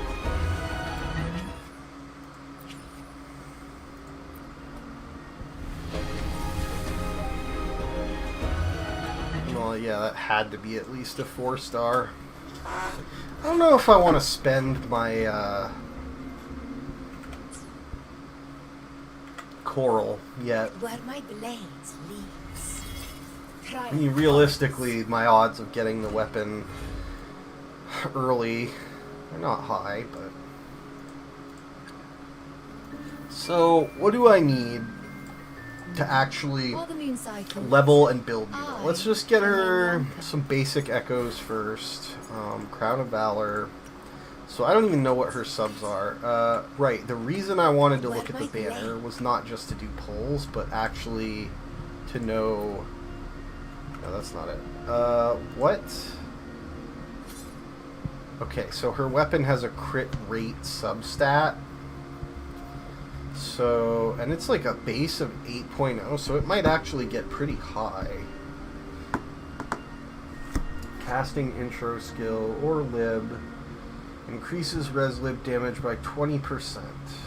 Obtaining shield allows resonance lib damage to ignore 7.2% of the target's defense for 7 seconds, stacking up to 5 times. 35% defense ignore? Oh, okay. This effect is triggered once every 0.5 seconds. Upon casting intro skill, this effect reaches max stacks. Okay, immediately. Okay. That's pretty crazy, actually.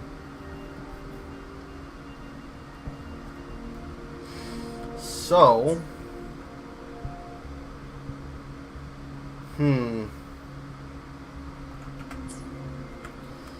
I'm guessing that if I had Triumph. Iuno's weapon, I would actually want to have a crit damage substat, or crit damage main stat main echo.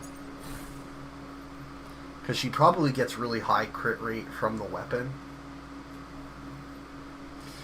But since I don't have it yet, fingers crossed, I think we'll just leave it with a crit rate for now. So let's filter by...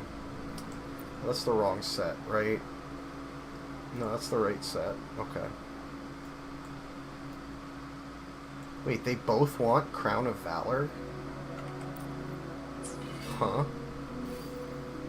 I thought she wanted...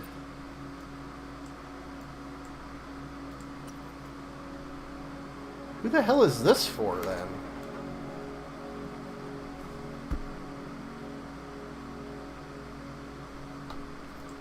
What? Did I gaslight myself? What the fuck? I thought Dream of the Lost was for Lova's. Yeah, 1 out of 3, 0 resonance energy, increases crit rate by 20%, grants 35% echo skill damage. Okay.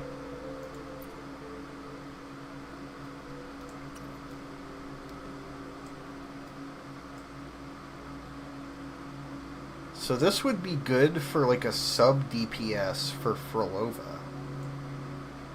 Casting Echo skill grants 30% heavy attack. Well, Frolova doesn't... Does she even have anything that actually counts as heavy attack? Because her enhanced heavy counts as skill. And also, all resonators in the team gain 4% echo damage, echo skill damage. So not resonance skill, but echo skill. The actual Q. Who is this set for? Galbrenna?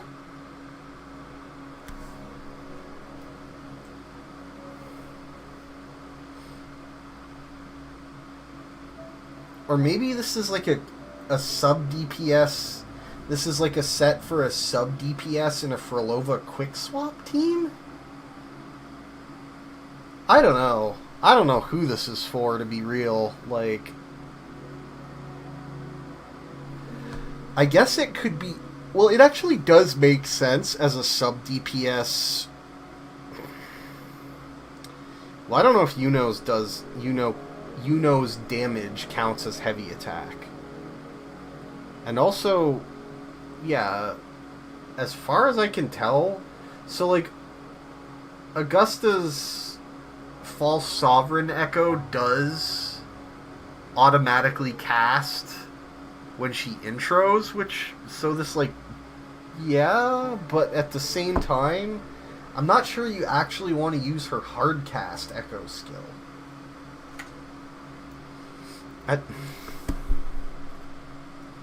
So 4% for 30 seconds, stacking up to 4 times. So 16% echo skill damage for the whole team. That's pretty good for a set, actually.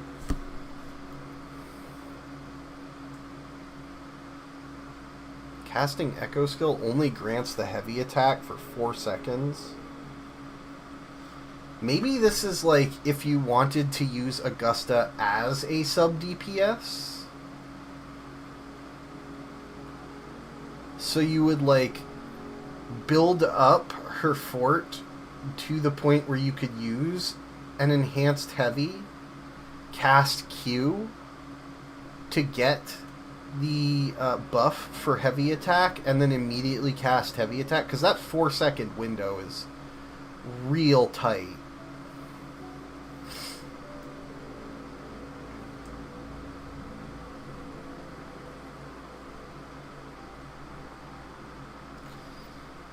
Stacking up to 4 times. Echoes of the same name can only trigger this effect once. So obviously...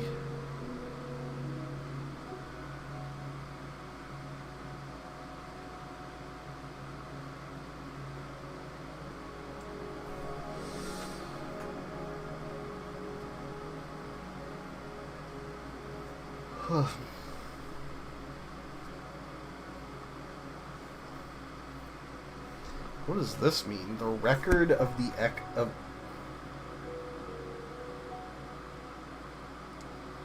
The record of echo triggering this effect is cleared along with this effect. Oh, so when the effect runs out, okay, so it's like once you've done it for the entire duration, you can't refresh it. Like, I was thinking, like, oh, you trigger it by, let's say you use Augusta Echo. You trigger it, you get the first stack. And then you go to, let's say for Lova, you use her Echo, you trigger it, you get the second stack. So you can't go back. Like, obviously, you can't just use Frolova's skill again and trigger it to get the third. But also, that probably means that you can't then go back from Frolova to Augusta and use Augusta's to get the third either. Which means, how do you even get 4 stacks?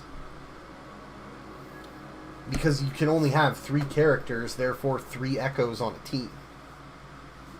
Like, I don't know. At 4 stacks, casting Echo skill again resets the duration of this effect. Okay, so once you reach 4, which I'm not entirely sure how you would if there's only 3 echoes on a team, but let's just assume that, you know, maybe it's like once you've activated 3 stacks, if you go back to the initial one, you can use that to trigger it again. Maybe, I don't know. But yeah, once you're at 4, casting any echo skill regardless will just reset the duration.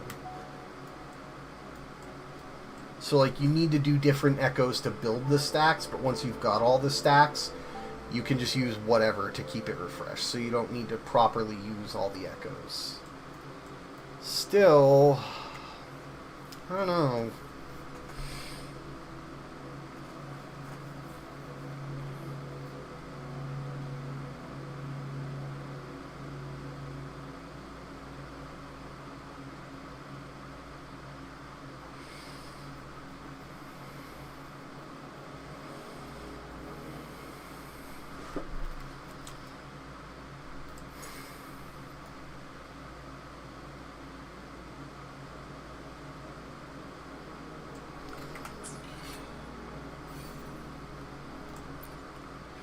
Is she even an attack scaler?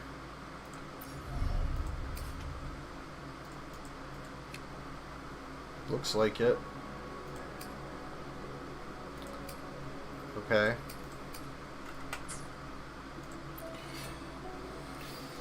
I know I could just read the guides, but I like to actually understand the characters instead of just like... It's like when you're building an MTG deck, right? Like, yeah, a lot of people are fine just, like, getting a deck list and then playing and learning as they play. I like to understand things and tinker with them. To, like, really understand. And that takes me a while, but I enjoy it. So, let's go... We'll filter down for arrow...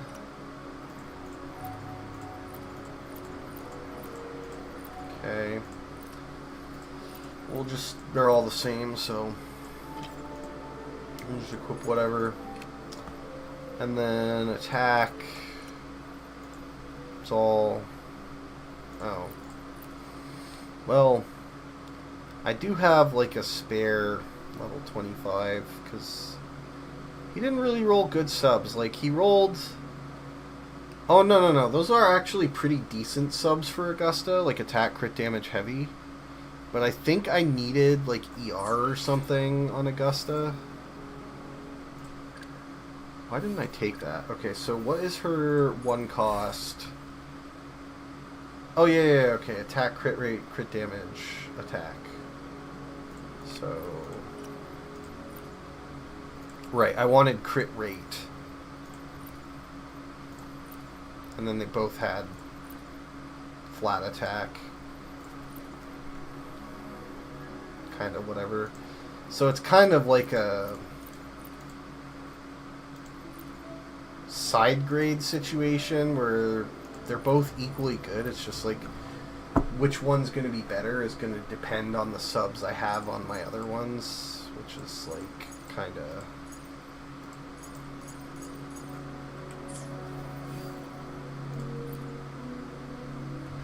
Yeah, she kind of stacked.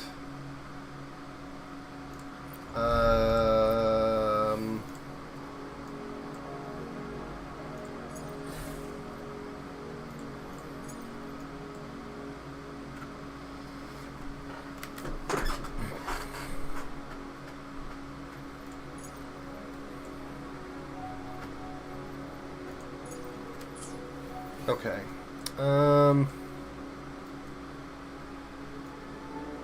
So where did I...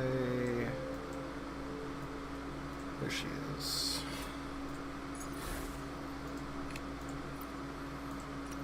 I could use that one. I guess I will throw it on there for now. Even though apparently Iuno doesn't want heavy attack as a sub. That's fine. And then I guess probably like... Are there any other like arrow sets that would really go well with Iuno? Does she do any arrow erosion at all? I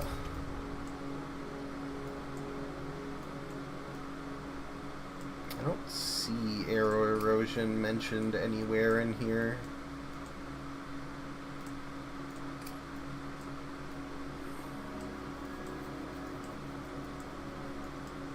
Come to think of it, I don't think I noticed any stacks of it appearing during her trial.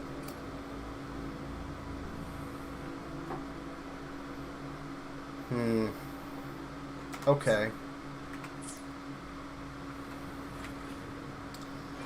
So, I guess... For the moon cycles, I remain the anchor. What are the other... What are the two sets for gusts? Arrow damage plus 10, so I could use that. And then windward... Also arrow... So I could really use any one of them. I think Cardathea is one of my premium team DPS that I haven't invested as much in echoes for, so maybe I'll try that.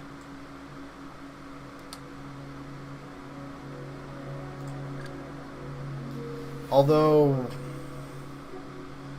I'm guessing Iuno actually wants... Yeah, so it doesn't even matter because I don't want to use a 3 sub on Cardathea. Or a 3 cost. So I guess literally what do I do? Like what could I could do Sierra Gale. I could conceivably build an Arrow Rover buffer set. I don't need one because I have Chacona, so I just use Arrow Rover for like attack buff. But I mean, I could potentially get also a better echo for Chacona out of it.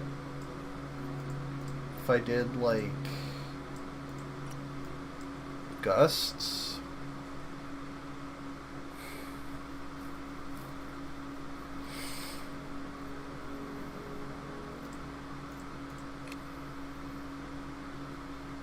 I mean, honestly, like, who even uses Sierra Gale at this point? Maybe like Jansen? Arrow damage for +3. Oh well, probably not going to use that. I don't know.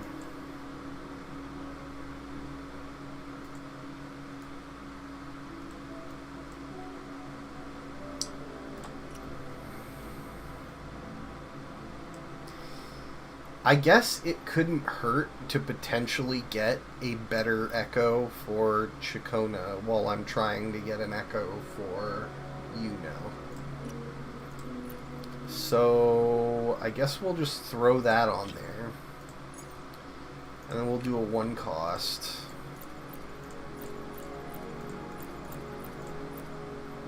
And then we'll throw that on there. And I think now we've got, yeah, 2 set bonuses. We've got attack and crit damage. We've got arrow damage. So yeah, it might actually be better to build crit rate on main for her anyway.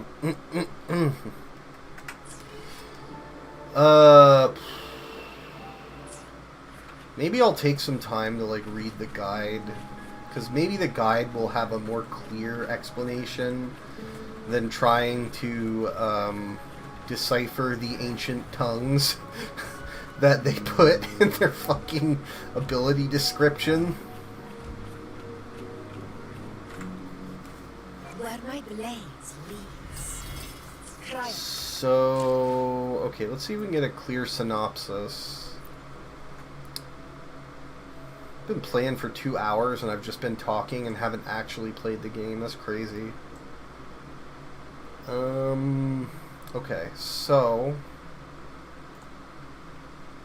Reslib, Fort, Skill. Intro is more important than basic, huh? Interesting. So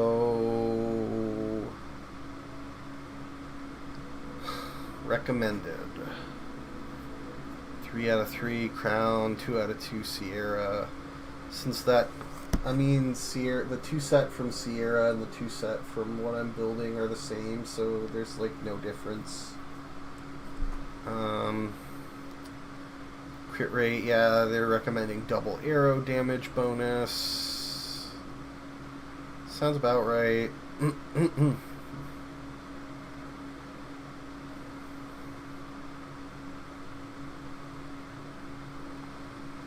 guessing this is more of... Well, both of these are really good, actually. That's less good, though.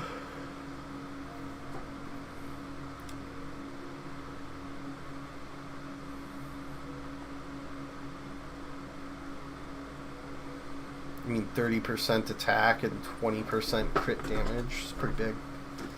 Probably better than just 30% arrow damage, since she's going to have arrow damage built in anyway. So, energy regen up to 120. That's a pretty low requirement, actually. Crit rate, damage, attack, reslib. Okay.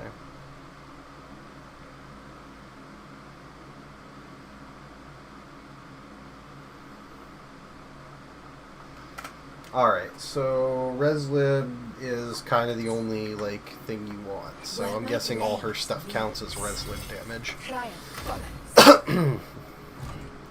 Alright. While the moon cycles, I remain the anchor.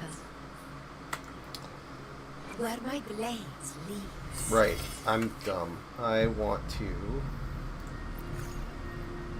Let's go ahead and see if we can't get our hands on a couple more.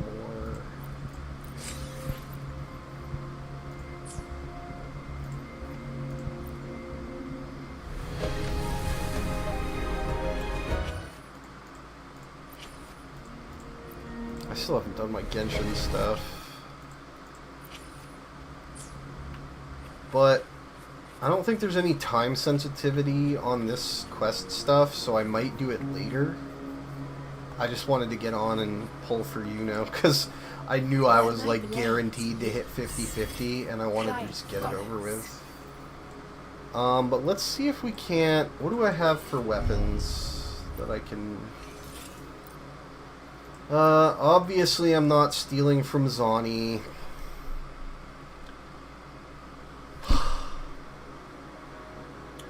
I really don't want to steal from Jan Xin, even though I don't really play her that much, but...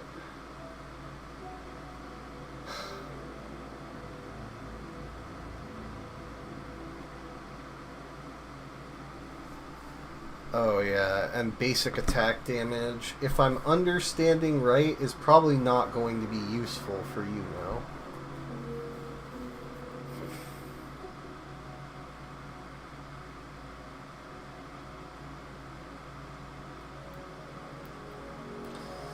And I don't know if skill damage is going to matter for her at all either. I mean, a 5-star is a 5-star, but I don't know.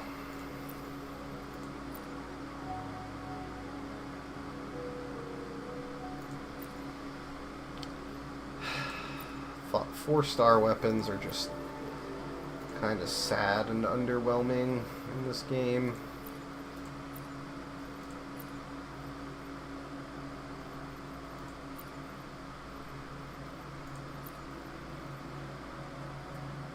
Oh.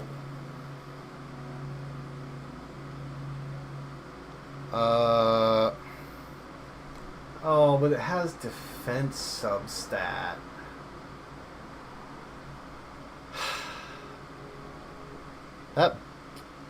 That bonus does look insane, though. 40% reslib damage if she's a reslib character. I don't think it's going to be worth taking a defense sub on the weapon, but man, that for a second that had me.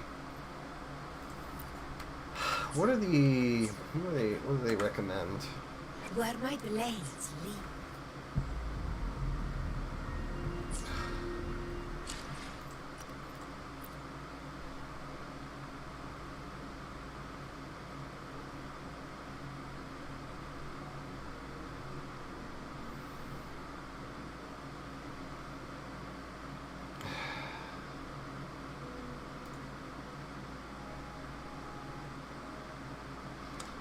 Let me guess, that's the paid-for Battle Pass weapon. They don't have a free-to-play 4-star option listed. Bruh.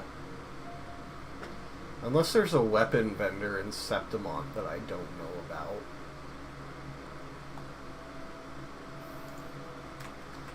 You know what? Let me look.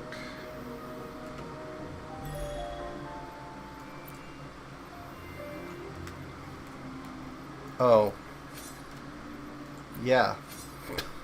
Of course. Of course there's no free-to-play recommendations.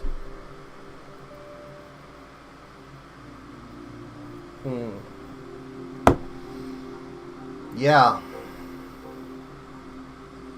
Although, I might have a box, actually, because I have bought the Battle Pass every time I've capped it out in the past few months. So maybe I have a box with those, but maybe not, because I think those might be new.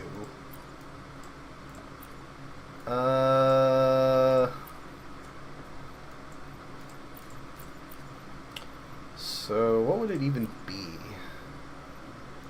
Golden Eternal, so this is not it. What is this? Crit rate. Casting resonance skill increases res-lib damage by 18%. That's not bad. That could work. I don't know if I want to fucking waste a premium option right now. Do I have any other boxes? Man, I do not. Well,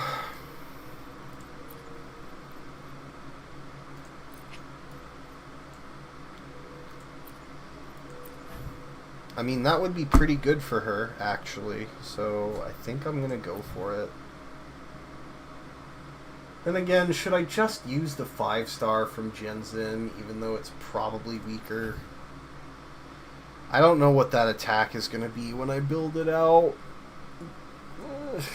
God, this is the thing about gacha games, man. I don't like using the paid battle pass weapons. I don't know, something about it just sticks in my craw. I don't have any problem using a premium banner weapon. It just, I think the reason it bothers me is because somewhere in my mind I have decided that 4 stars are free-to-play items and that they are only good if you get, rank 5. Somewhere in my mind I have decided that, even though it's probably not necessarily true. And the reason why I don't like paid 4 stars is because that means if you want to get R5 to make them actually good, now you need to spend money on a fucking 4-star weapon. I think that's why I just don't like them. So I think I'm going to ignore Iuno's weapon slot for now and just level her as much as I can and build her as much as I can. So what do you need for skills? Cadence leaves? Okay, I have a lot of those because I was farming for Frolova, so that's good. So let's get her leveled up a bit. My powers keep manifesting like my emotions, memories, and connections. You've become quite adept at this anchor job, haven't you?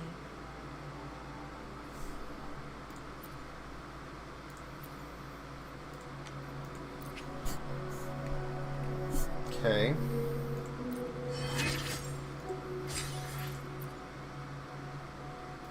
So now we need to farm Lady of the Sea. Okay.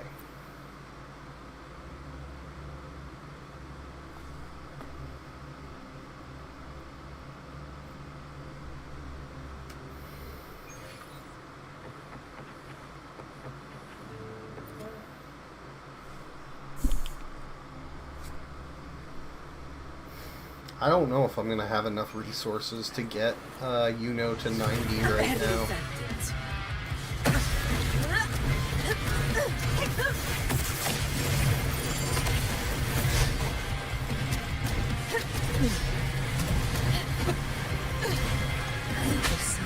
Ah, shit. This is why you should always have a healer on your team, kids.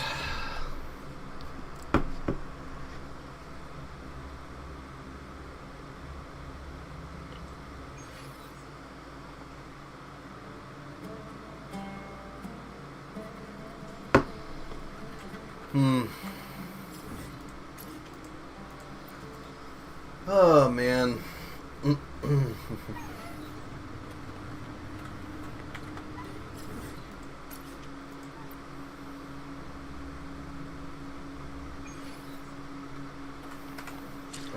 Yeah. Okay, let's just go. It should be fine if I just don't eat dick.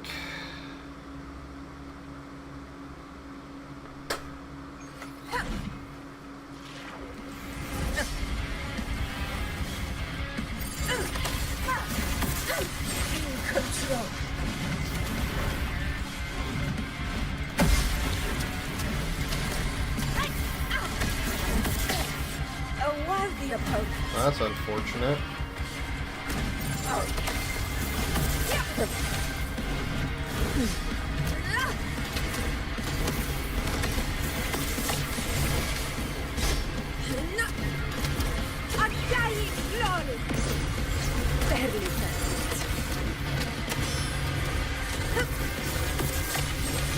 Well, one thing I will say for my Augusta, she does a fuckload of damage, even without like a team buff or anything.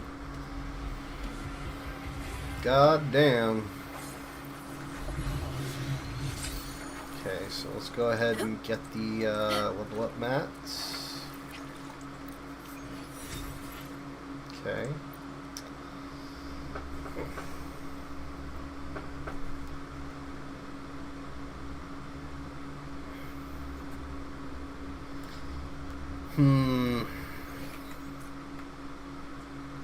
Where my blades leaves.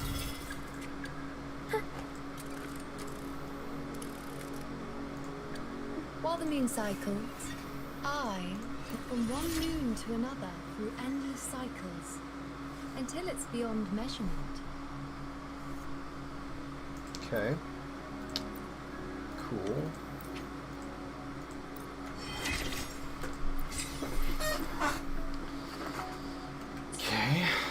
do that again.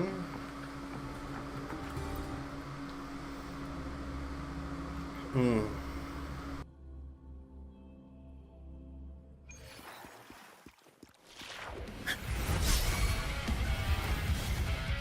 Unmatched! Moment of victory!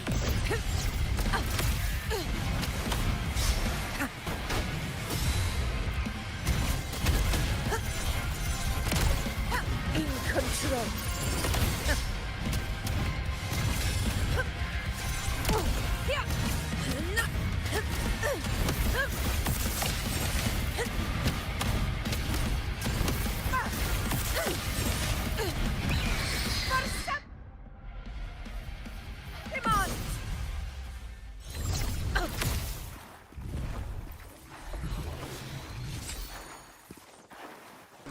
Man, look at those defense main stat ladies. Fucking hell. That's fucked up.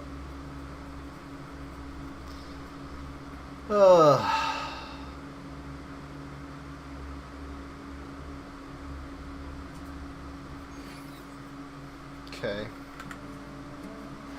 Where my blade leads, triumph follows. While the moon cycles, I remain the anchor. Are you sure about this? Indulging my willfulness? Just so you know, if we keep this up, we might fall into an unknown future scarier than chaos. Sounds hot.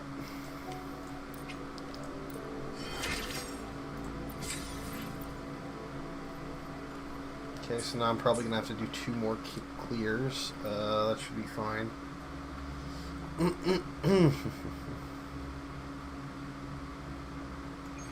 Oh my god, it's resetting my...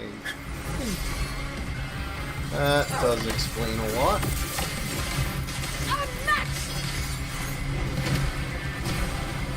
Never back down. I will not. God, I fucked up my timing. It's okay. I just finished with Furlova. Symphony of life. We wither, heed the echoes. Witness blossoms in mills.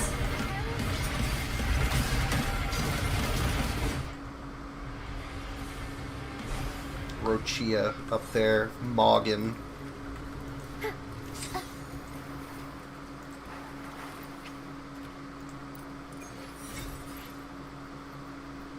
Okay, so I think I need 1 more. At least these give echo tubes as well.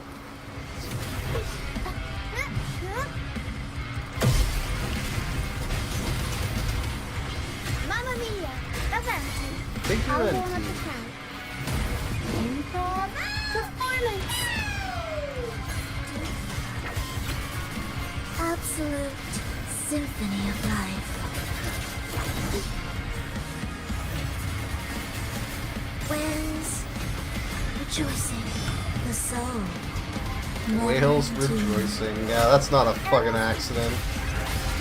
Tempest show.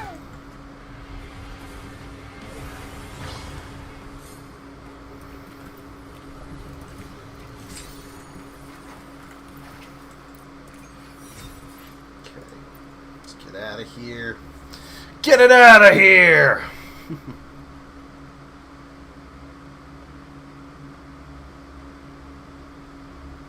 Did I just reveal my power level? Nah, I'm pretty sure I did that on fucking Twitter. Oh, man.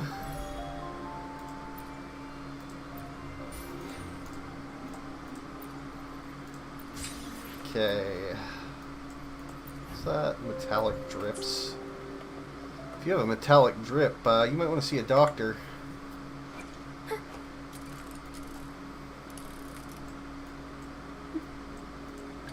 While the moon cycles, I remain the anchor. Collection spots.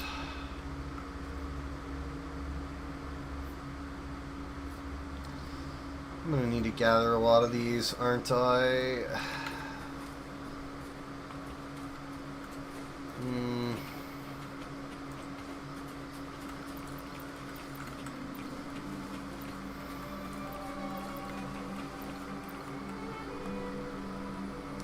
My game's freaking out. Okay, there it goes. Hello?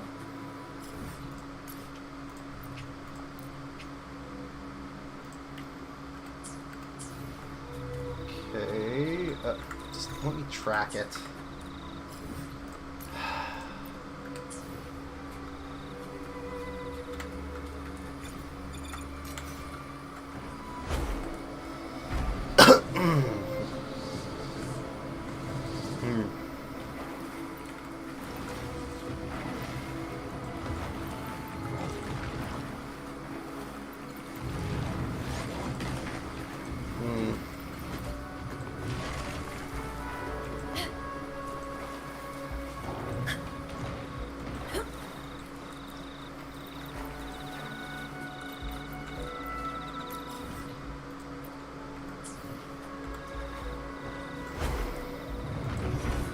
Honor cannot be sundered.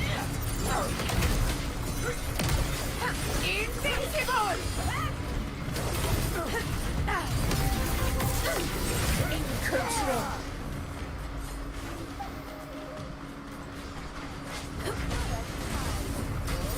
In control. Sing of my giant! Stand tall before the eternal sun! Here! Here! One strike is enough! Yeah, I just wasted that. Oh well.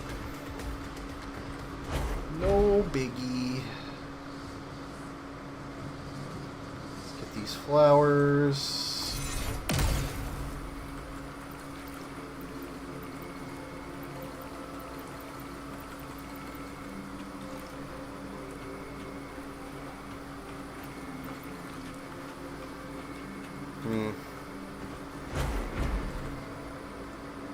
Well, that was,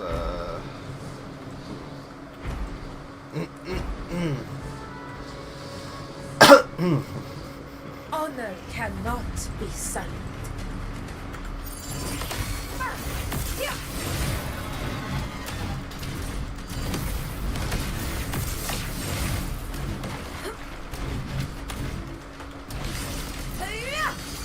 Moment of victory.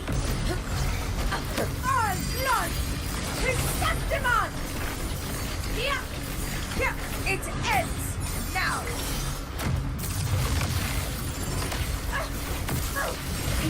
Arrow float. Up we go, Arrow. Mamma mia, avanti. The world is our stage. I'll warm up An intriguing concerto. Absolute symphony of life. Life or death, no alternative. The soul, never entombed. This is my unmatched, undying glory. Heroes rule. Winners win. My valor never bends.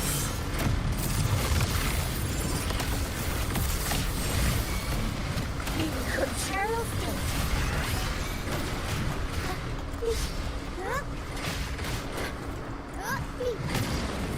the fuck?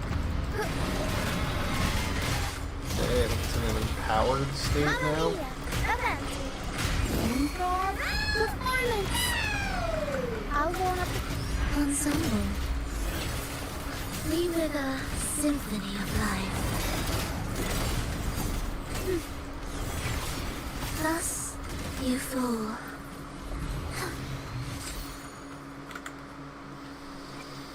Anyway. While the moon cycles, can I have anything else I want other than power? Think carefully before you answer. Once you say it, I won't stop until I get it. Oh my. Alright. Let's see here.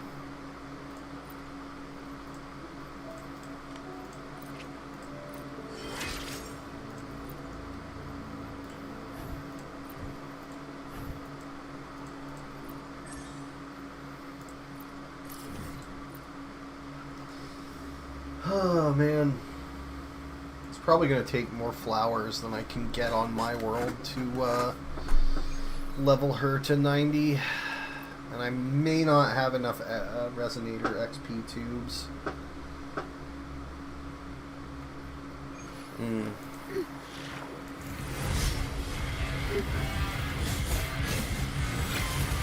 Obscene echoes. Symphony of time.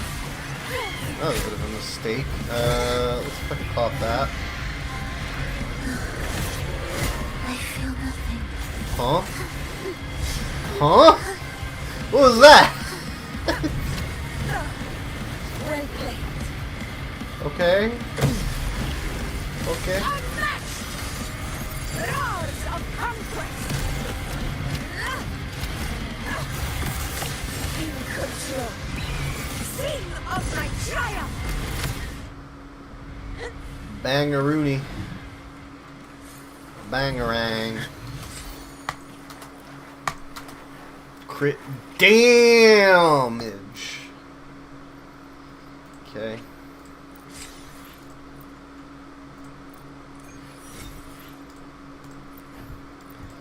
So I believe I need 5 more to get to 80.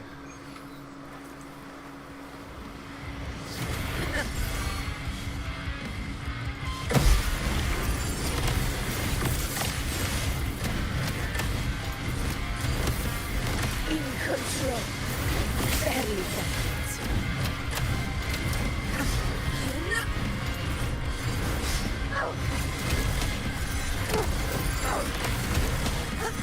Never back down.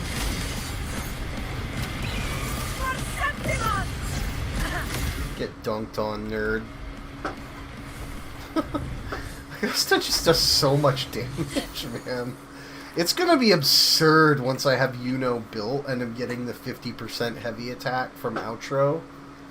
Holy man, that is gonna be fucking ridiculous. Okay, we'll just use a solvent. Yeah. I think that's enough for 80. I think I'm just gonna have to be patient on getting the mats for level 90 because like I just don't have that much wave plates. Triumph follows. While the moon cycles, I remain the anchor. And I've also burned through a chunk of my shell credits. I see cold flames beyond the edge of reason.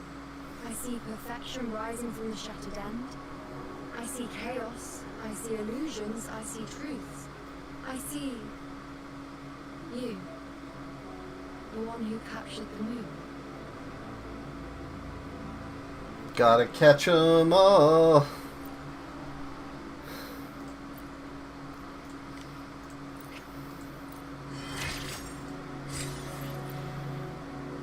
Oh, I actually do have enough flowers if I really wanted to go for the Ascension.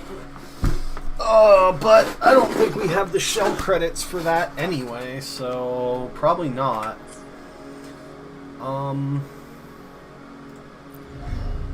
Okay, we gotta level some of this stuff up.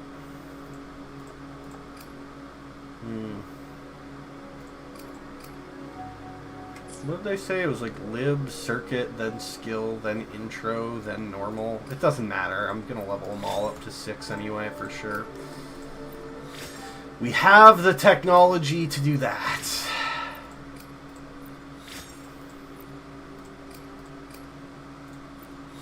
You know what? Why don't I just like...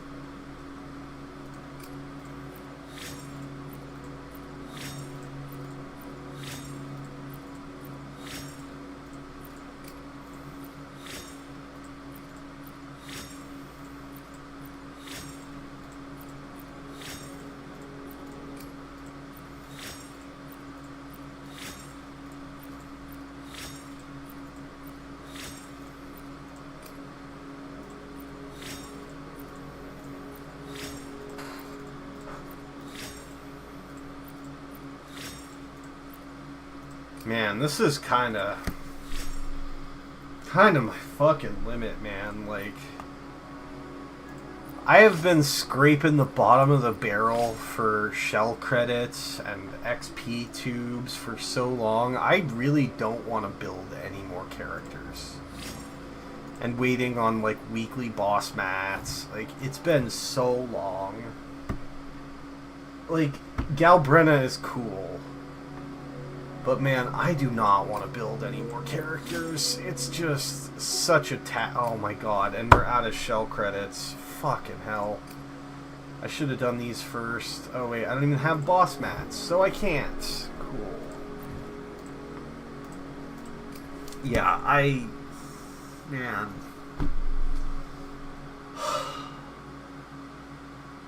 Yeah. Building characters, like, it feels good that there's, like, a progression and you can see the improvement, and it feels really good when you get it done. But it's one of the things like,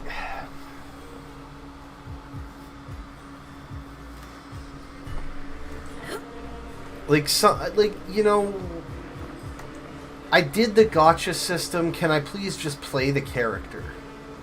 You know what I mean? To the lands afar.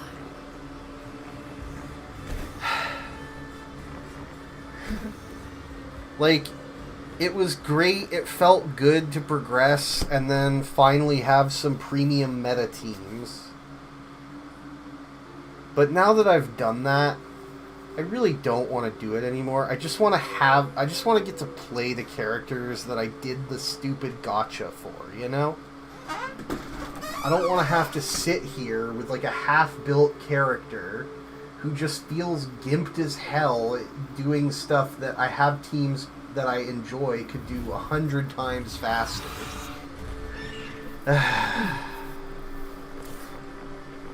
You know? I mean, is that a big ask?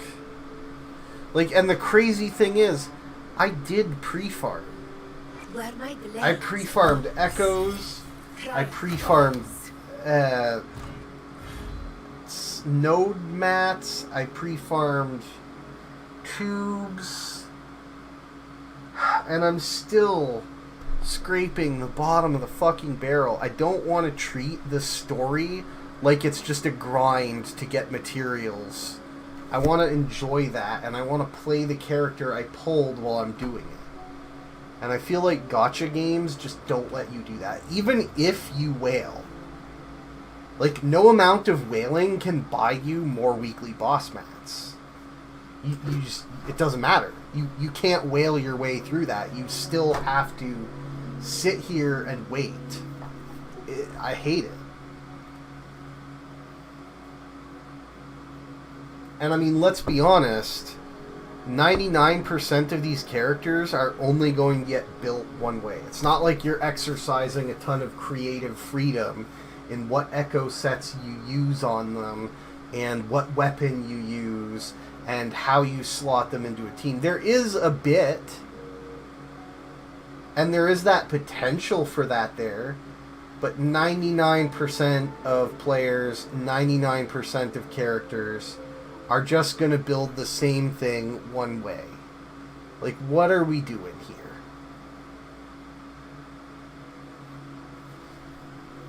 Can't I just play the character I did the gacha pulls for?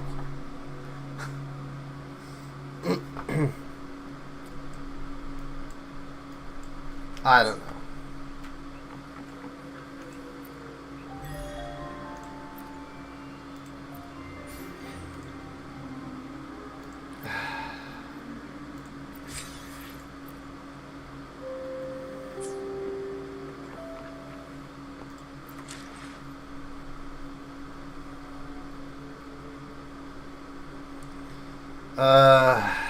Okay, so one thing I was gonna do.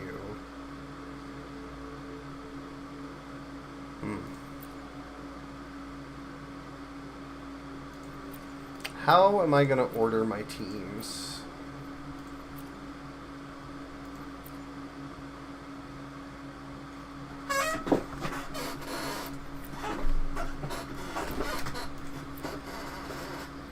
I think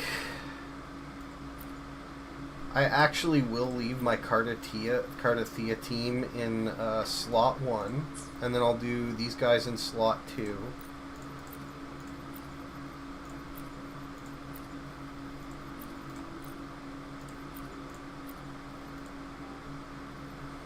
And then we'll have Zani Phoebe in slot 3. And Carlotta in slot 4.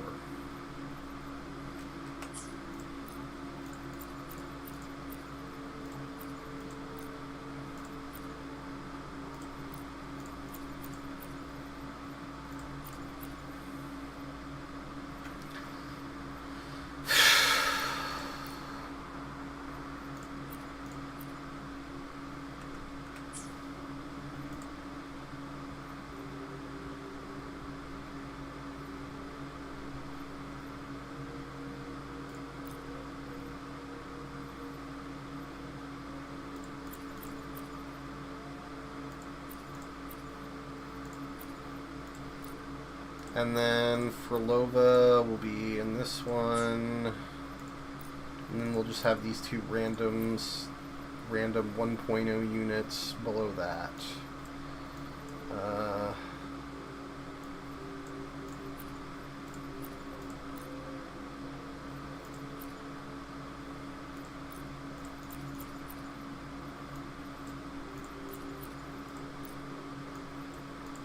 I think that's all. Right. It's pretty much all my built units.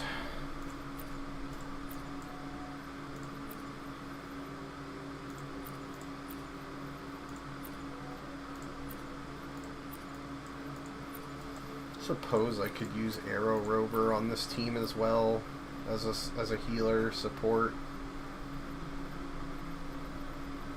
I mean, they don't really have like any particular synergy, but We still have a long journey ahead of us. Let's press on.